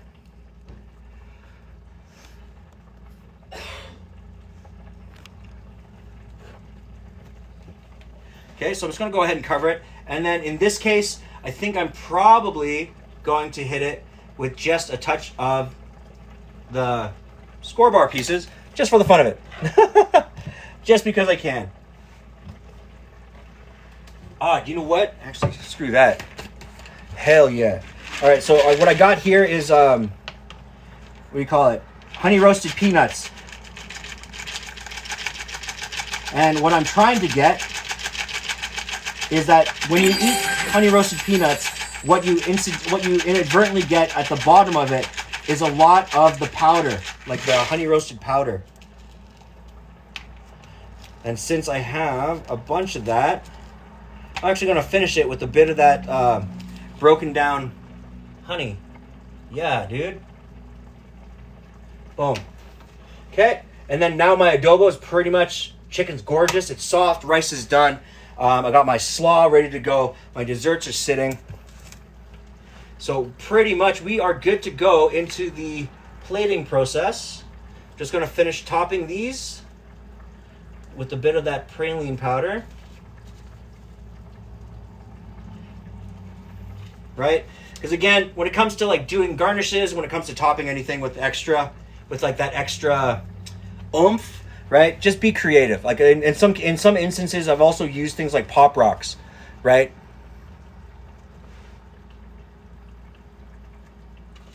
Or what do you call it? Say again? Kay's said pistachios. Oh, pistachios would be fire. Okay, so I'm just going to hit that again, just a little bit extra. Yeah, pistachios will give it that really excellent green, but you can also get pistachio powder, right? So then you can really finish it on the plate really, really methodically if you really want to go that far. And in many respects, I do. Okay, Bridget, thank you so much for the rose. I appreciate you. Jamie, hey, anything I can do to help you on your journey. And Wendy O, thank you so much for the follow. I appreciate you for being here. Right on, dude. Yeah, pistachios for sure. Because again, white chocolate and pistachio is an amazing mix. It's an amazing flavor profile combination. Okay, so now that I have that cooling down, this guy right here, what I'm going to do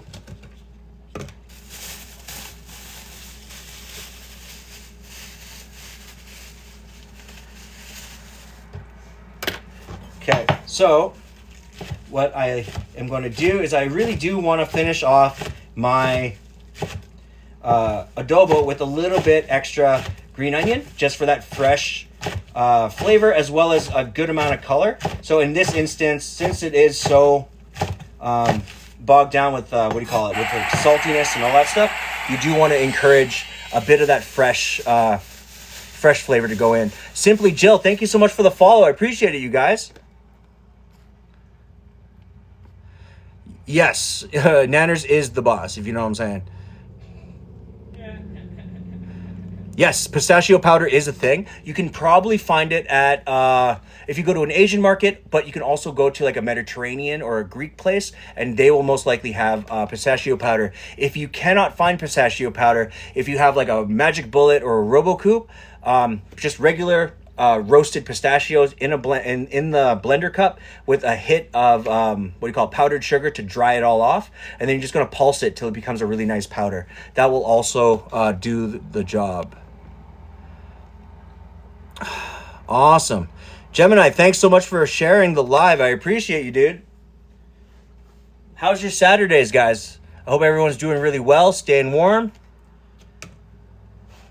Okay, so with this, the liquid is also pretty much reduced, but my problem is that if I reduce it any further, it'll start over braising the chicken, because I do want to maintain a lot of that structure for it, okay? So in this case, again, I'm going to go with the potato starch, if I can find it.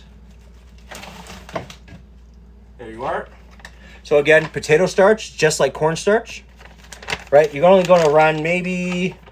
let's do like 1 or 2 tablespoons. It's nothing crazy. So roughly you're going to go like this much. Right? So that's like, yeah, it's a little under, maybe even a little over a tablespoon.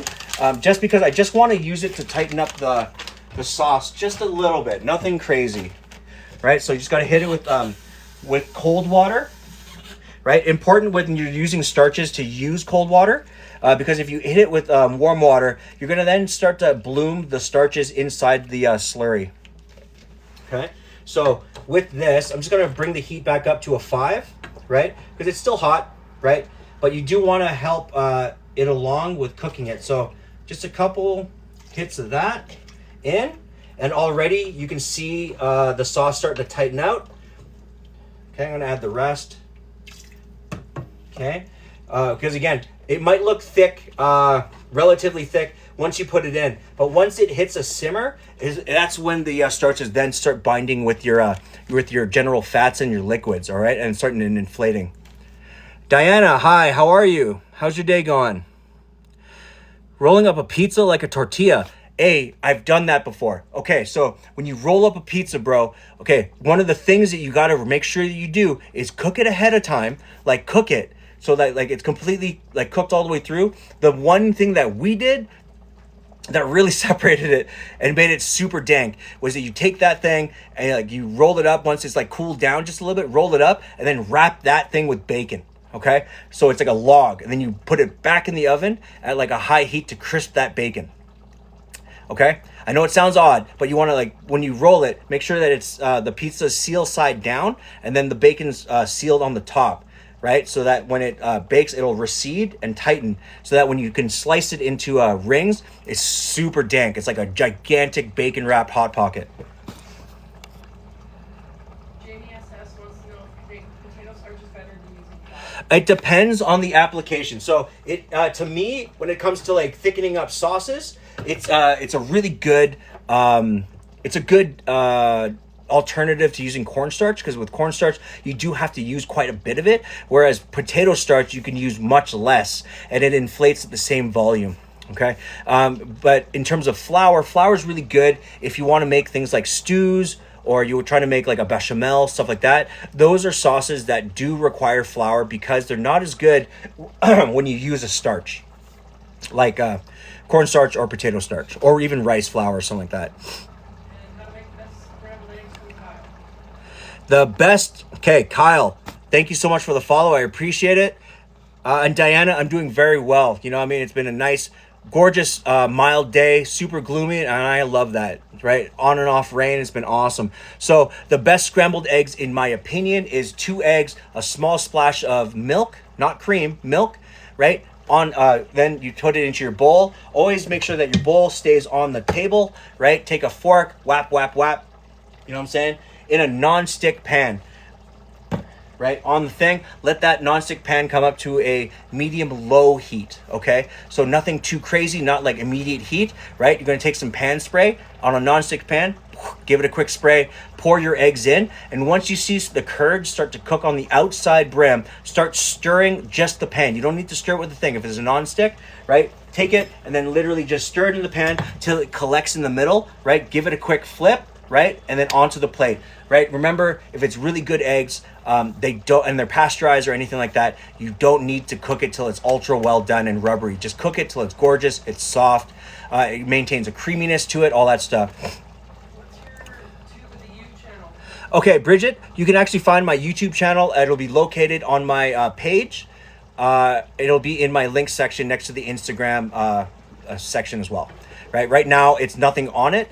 I'm currently working on trying to make sure that I have all my lives going on to that channel. So you guys, if you miss anything, you see a recipe that you want, you can rewatch those episodes and then just kind of go from there. As well, if you supplement that, if you have any questions about what I cooked, again, DM me and I will try to get back to you guys as soon as humanly possible, okay?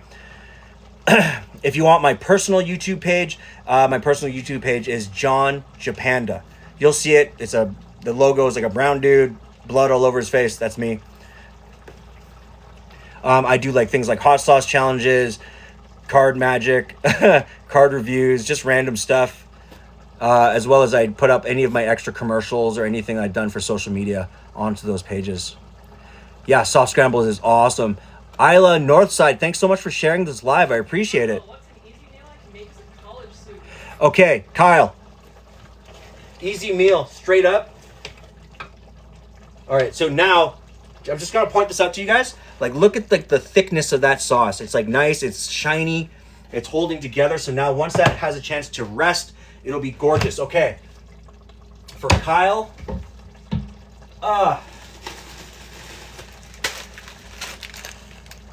this, use it as your base. If you don't have this, go get rice, okay? Right? When it comes to doing cheap economic meals, I like having something that's a standardized base. So things like rice, things like noodles. Anita, thank you so much for the follow. I appreciate it.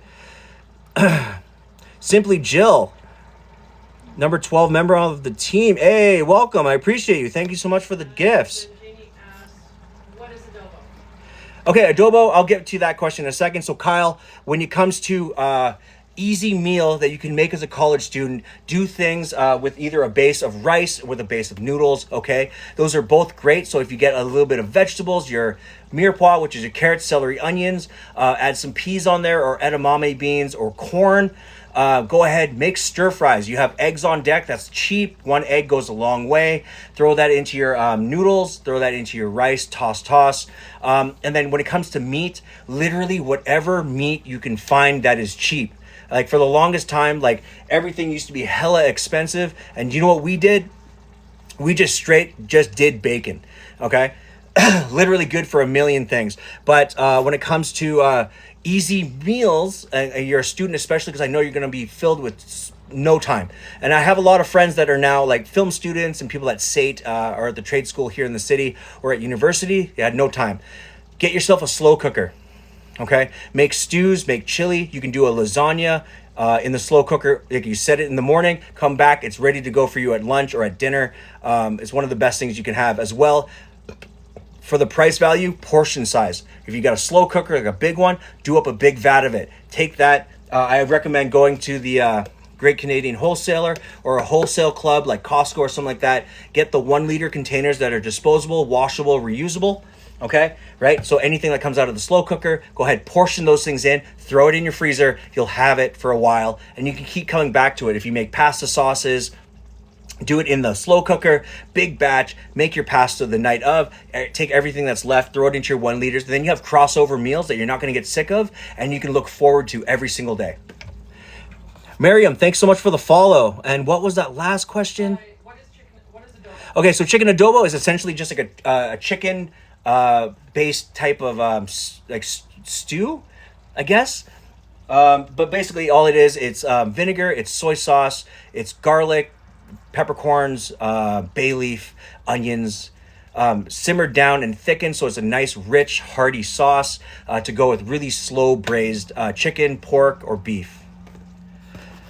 Yeah, and it's a Filipino a national dish, which is awesome. Nessa, thank you so much for the follow. I appreciate you. Bridget, get them snacks, dude. Hell yeah.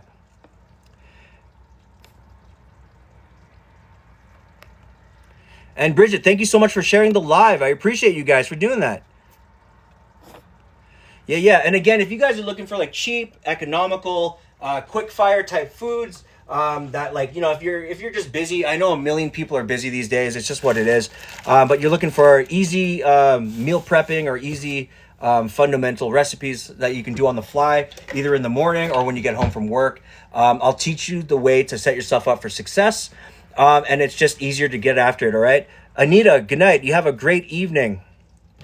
Okay, so now everything is kind of done, good to go. So I got green onions in that beast right there. Boom. I'm going to go ahead and I'm going to start plating. Absolutely. Kays, it'll be great to see you again. Remember, I do my live streams Tuesdays, Thursdays, and Saturdays. By all means, make sure you hit that follow button if you already haven't, and I'll see you again. And also, thank you so much for the fires. I really appreciate you guys for doing that. Right on, dude. Okay, so first of all, I'm going to go ahead and plate the adobo. It's going to be more of a traditional plating, nothing too crazy, nothing too serious.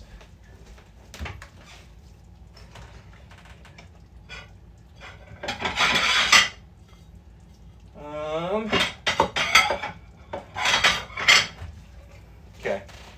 So I'm going to go ahead and I'm going to plate this.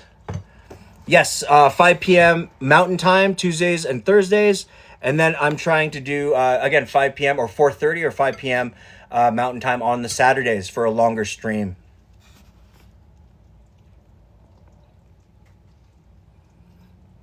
Okay, and just so anyone knows, I will, for every one of my lives, I will be putting a video out explaining what we're going to be making, what time it is, all that extra good stuff. I'm just trying to get, again, into the role of trying to better my brand for you guys, for better understanding as well.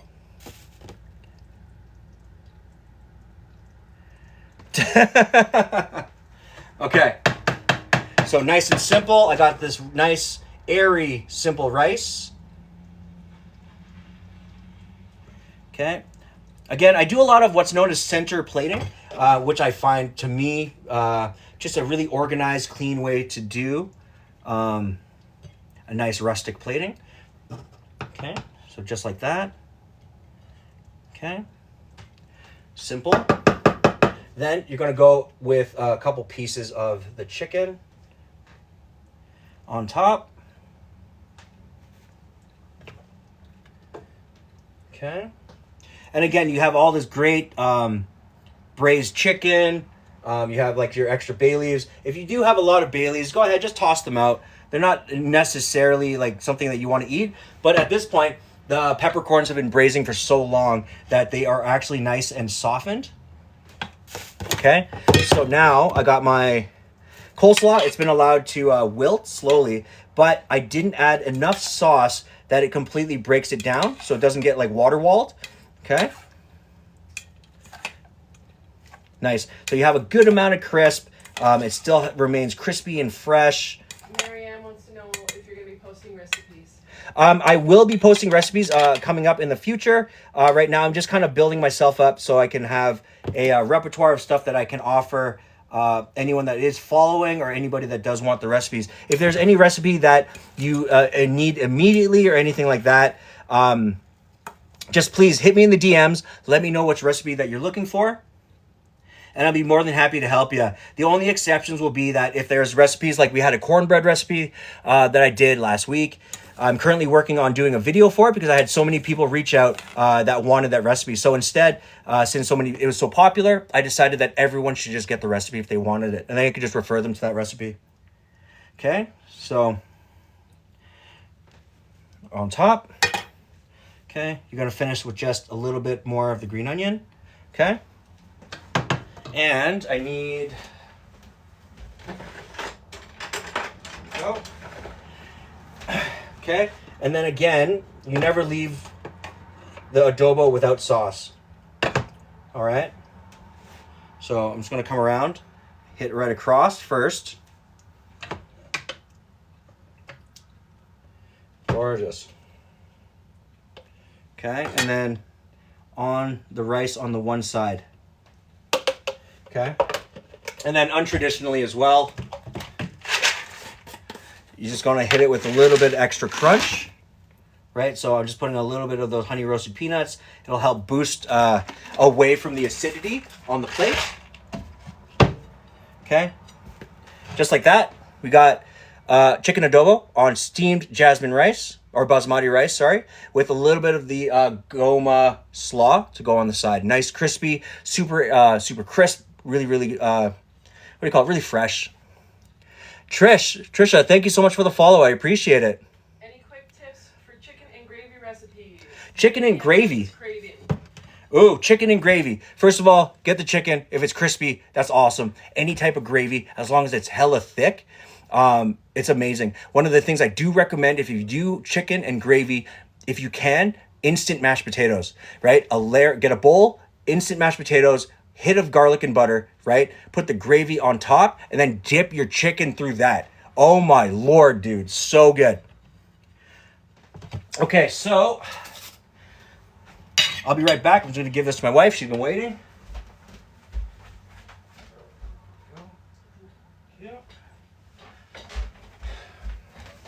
All right. And lastly, we're going to work on just a simple plating.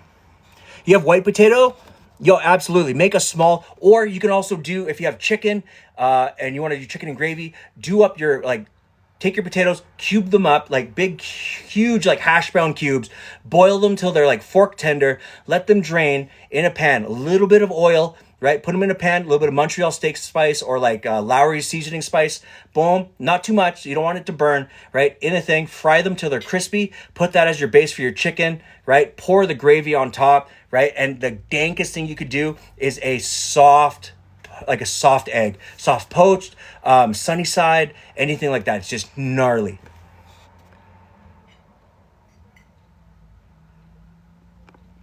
Bridget, yeah, that's just what it is. Chef always eats last in the house, but again, she's like she's my wife. You always gotta feed the people around you before you feed yourself. Pablo, thank you so much for the follow. I appreciate it. All right, so I'm gonna go ahead. I'm gonna start with the plating for the tarts. One of the easiest things that you can be doing is, again, since I have a little bit of the white chocolate ganache, I'm just gonna go ahead and put a small pool of that just on the plate, okay? And then I have a little bit of these cherries left over, so what I'm going to do is I'm just going to put one or two around the plate just as a colored garnish. Okay. Miriam says that they like how you explain recipes. Oh, thank you, Miriam. I appreciate you for saying that. They got the ADHD and everyone else is hard to understand. Yeah. Hey, we all have ADHD in this house too. So, like I said, if I can help you guys out, make everything easier to understand, super accessible, that's what my main goals is here. Maximilian, thank you so much for the follow. I appreciate you for being here.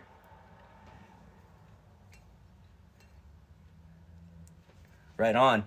Brenda, thank you so much for the follow, and the sporting Gista. Hey, thank you so much, guys, for being here. I appreciate it. Right on, dude. Yeah, as long as you're motivated, you know what I'm saying? That's, to me, ultra important. All right. So, again, these haven't truly rested. What's awesome, though, is that now that they're still a little bit warm, but you can see that they have a good liquid quality to it, right? I'm just going to place that a little off center, okay? And as is tradition right now, in this house especially, I'm going to go ahead and I'm going to garnish with just a little bit of the Score Bar crumb. So again, that's Score Bar, the caramel on the inside of the chocolate bar. It's the simple, crusty, crummy, like hard kind of caramel. Really great, has a crunch, goes really well with the white chocolate. Again, goes really well with the caramel. I didn't want to put them necessarily on the tart, just because I don't want that to over sweet and creamy factor. I really wanted it to be like a pastry with cherries and white chocolate, and then slightly garnished with a little bit of that caramel crumb, which I thought would be really, really nice, kind of as a finish, because you're eating it as you're dragging the fork or the spoon through the plate, right? So you're catching all these extra little bits. Caitlin, yes, you did miss the chicken plating, but I will be plating up another one. Again, as a reminder, because I am coming up onto the end of the live stream. Again, I appreciate you all for being here. And as a quick reminder for all of you guys, if you guys missed anything on the live stream, I will be reposting all of the live streams on my YouTube page. The link will be on my page here on TikTok as well. If you guys want a closer look at the plates that I plated during the lives, every single night that I do a live, I will be taking video and pictures of the final product, and I will be posting those onto my TikTok page as well.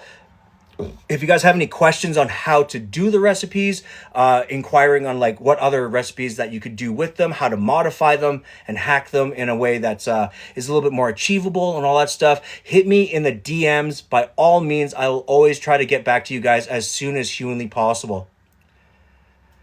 You could do a crushed up Wonder Bar, to be perfectly honest. The real secret to doing it with the Wonder Bar is to make sure that it's properly refrigerated or lightly frozen, so that the center doesn't become at all. Because remember, it's a nougat per se, right? A caramel nougat. So what you want to do is you want to be able to like just kind of give it a quick break, take the chocolate off, break all those, and keep those as a component, but they do melt really easily. But then keep the insides and chop it up, right? Because again, it's like a caramel nougat with like a layer of something, like I think a caramel on the outside, like a tube, right? So you do want to break that up with a knife. But if you do have it frozen, you can and separated, you can just get that out of the freezer. Get like your Roku or your Magic Bullet, chop it up really, really roughly. Put it into the Magic Bullet with a bit of like sugar, like a bit of powdered sugar. Boom, blitz it until it's like a powder, and then sprinkle that motherfucker on. If anything, I might actually try that. Carla, you have a great rest of your night too, dude. I appreciate you for being here, and I will hopefully catch you in the next coming lives. Right on, guys. Cool. Okay, all right.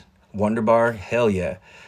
Yeah. And again, as a reminder, guys, keep hitting that like button for me as much as you can. All those likes, all those shares really help me in the algorithm. And it makes sure that, like, it gets me in front of eyes just like yours, people that love food, who want to talk about food, who want to learn about food, talk about food culture, recipes, stuff like that. And it's stuff that I truly love sharing with y'all. Okay? Sounds like angel food cake. You know what, bro? I might actually do an angel food cake. Because I do have a wicked recipe for like this, like peach angel food cake with a bit of white chocolate and a bit of like a raspberry, like a syrup, like an airy syrup. Right on, dudes. Okay, I'll be right back. I'm going to drop this off to my girl. Again, that's the dessert for this evening. It's white chocolate and cherry tart with a bit of the Score Bar pieces just to garnish. I'll be right back.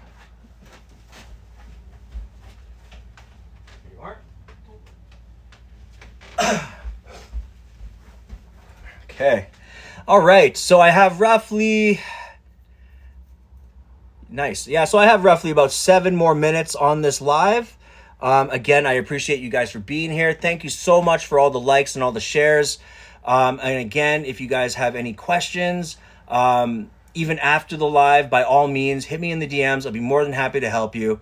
Pyro, hey, come on over, man. Door's open. I got a plate for you, brother. But yeah, I always try to make sure that you guys are taken care of in terms of your knowledge. If you have anything that you really want to inquire about, by all means, don't hesitate to ask. I'm always going to be here to be able to do that for you guys as well.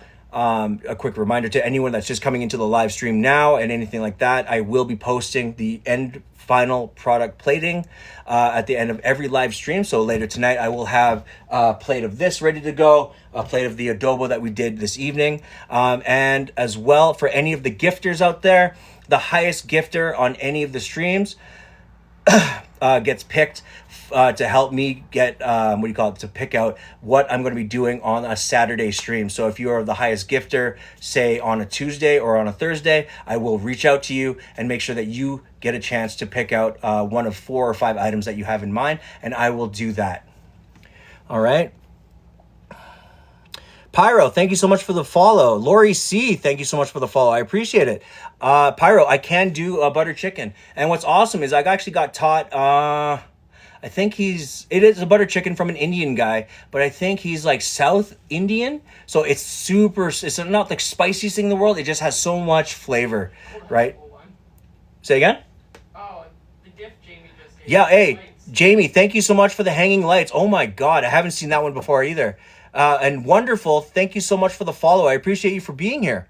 But yeah, I can do a butter chicken. It is, again, any recipes that I have are usually given to me from people of that culture. And that's really the secret to getting the best out of those recipes, because then I can make it authentically and then fuck it up and hack it. Right? Because those, again, you learn from the original thing and you adapt it to go forward. So a lot of the stuff that I have here is all adapted into like a modern way of cooking it, as opposed to doing a traditional way to cook things. Number 1 gifter, right on, dude. Jamie, I will be reaching out to you, definitely. I appreciate it. All right, so I got 4 more minutes. You guys have any other questions, inquiries, anything like that?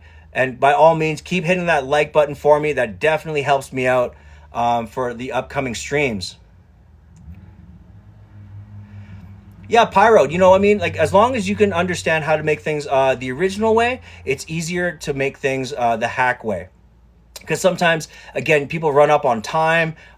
They come home from work late, tired, all that extra stuff. So to know how to make it the real way and to know how to make it the creatively the hack way, both ways are good. Again, this is a no judgment space. We're trying to make sure that everyone gets fed, loves the food that they eat, and always goes home to a meal that they will enjoy. That to me is one of the most important things that I am always trying to advocate. Yeah, I don't count as a number 1 gifter. No, you'll never count as a number 1 gifter, no. Caitlin, thank you so much for the roses. I appreciate you for doing that, dudes. Right on, right on. Yeah, I got 3 more minutes left. I'm just trying to get up to the 2-hour mark just to make sure that I got the hours in for my agency. Right on. So yeah, I think it's Saturday today. So for the Tuesday, I haven't really truly decided. I think I'm most likely going to be trying to do a type of deep dish pizza, or I might try to do a quick fire lasagna. Crab legs also a possibility. Unfortunately, yes, but no. Just because we're in Calgary, Alberta, and we're a landlocked province, all that kind of seafood is so expensive. But you know what? To do something with crab, I can do something like maybe like a sushi type of dish. I do have a really wicked crab sushi. I think when did I do that crab rangoon? That was like a week ago. Yeah. I did a wicked crab rangoon a couple weeks ago or a week ago. And yes, if I'm going to be doing anything, I will try to post all the ingredients that I use for the lives as much as humanly possible. Yeah, so Pyro, then if you went to Superstore, if you went to the Superstore or anything like that, they have the seafood section with the crabs and the lobsters and stuff in tanks, but price per pound is obscene. So in cases of using things like crab, I like using a substitute. Best way to cook boneless chicken, braised or deep fried.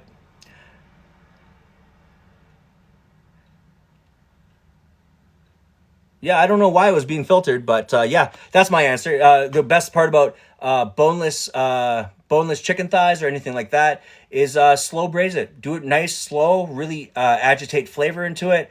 encourage a good amount of sear when you do your initials and add sauce to it. If you do it deep fried, remember that when you get a thigh, you'll always have a part that's much thicker than the other side, right? Because you're always going to have to cut the bone out, right? Unless they do that deboning at the thing. Then it's going to be like two sides are a little bit thicker while the center is really thin. Take a little bit of parchment paper or plastic wrap or a Ziploc bag, right? Get a small meat hammer or your, what do you call it? Like a rolling pin. You're going to just take it, give the fatter parts a bit of a squish to make sure that it's even, and then you can dredge it in any type of dredging that you have. If you're looking for a properly crispy dredge, I do have one for you. Just make sure you hit me in the DMs with what you're looking for, okay? And then, yeah, that's my opinion about that. I was once thinking about a crab stuffed mushroom with butter and cheese. I have that. I've done that exact same thing. We used to do that for catering. I do have a wicked recipe for you. Just hit me in the DMs. I can give you that recipe, okay, brother? Do you use / do any slow cooker recipes or more so? Yes, I do. I don't do slow cooker recipes here necessarily, just because again, those things are like, I like slow cooker for like 6-8 hour cook times, but I will show you guys, I guess in upcoming video tutorials on my YouTube page, as well as on my TikTok page. I will be trying to put things like slow roasted pork, like things like you can do like pulled pork and stuff like that, which I love because the portion per quantity is so good for the price. You're excited to make dinner? I'm so glad, dude. Right on, dude. Yeah, I love people that love to get into the kitchen and all that good stuff. It's one of my favorite things.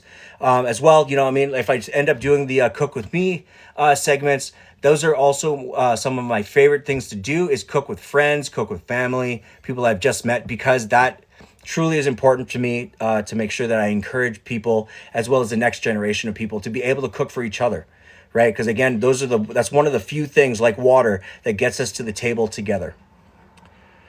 Just cooking. Thank you so much for following the live. I appreciate you for doing that, and I appreciate you for being here.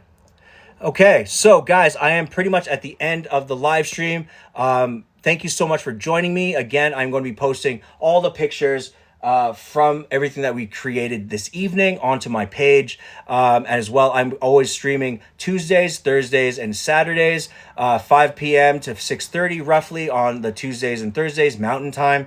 And I'm going to be doing maybe 4:30, 4:45 till roughly 6:30, 6:45 on Saturdays. Yeah, cook along would be, I think, really, really fun. So for those, I will be posting menus ahead of time, but I haven't really decided how I'm going to make that approachable and accessible for everybody. So I'm going to be working on that in the next couple weeks. You'll hopefully see a rendition of that come up. And yeah, so you guys have a great rest of your evening. Thank you so much for the likes. Thank you so much for the shares. Thank you so much for the gifts as well. The top gifter will be contacted in the next day or two to pick out a menu item for my next Saturday stream. And to quote my favorite teacher from Boy Meets World, Mr. Feeney, I love you all, and class is dismissed. Have a great evening.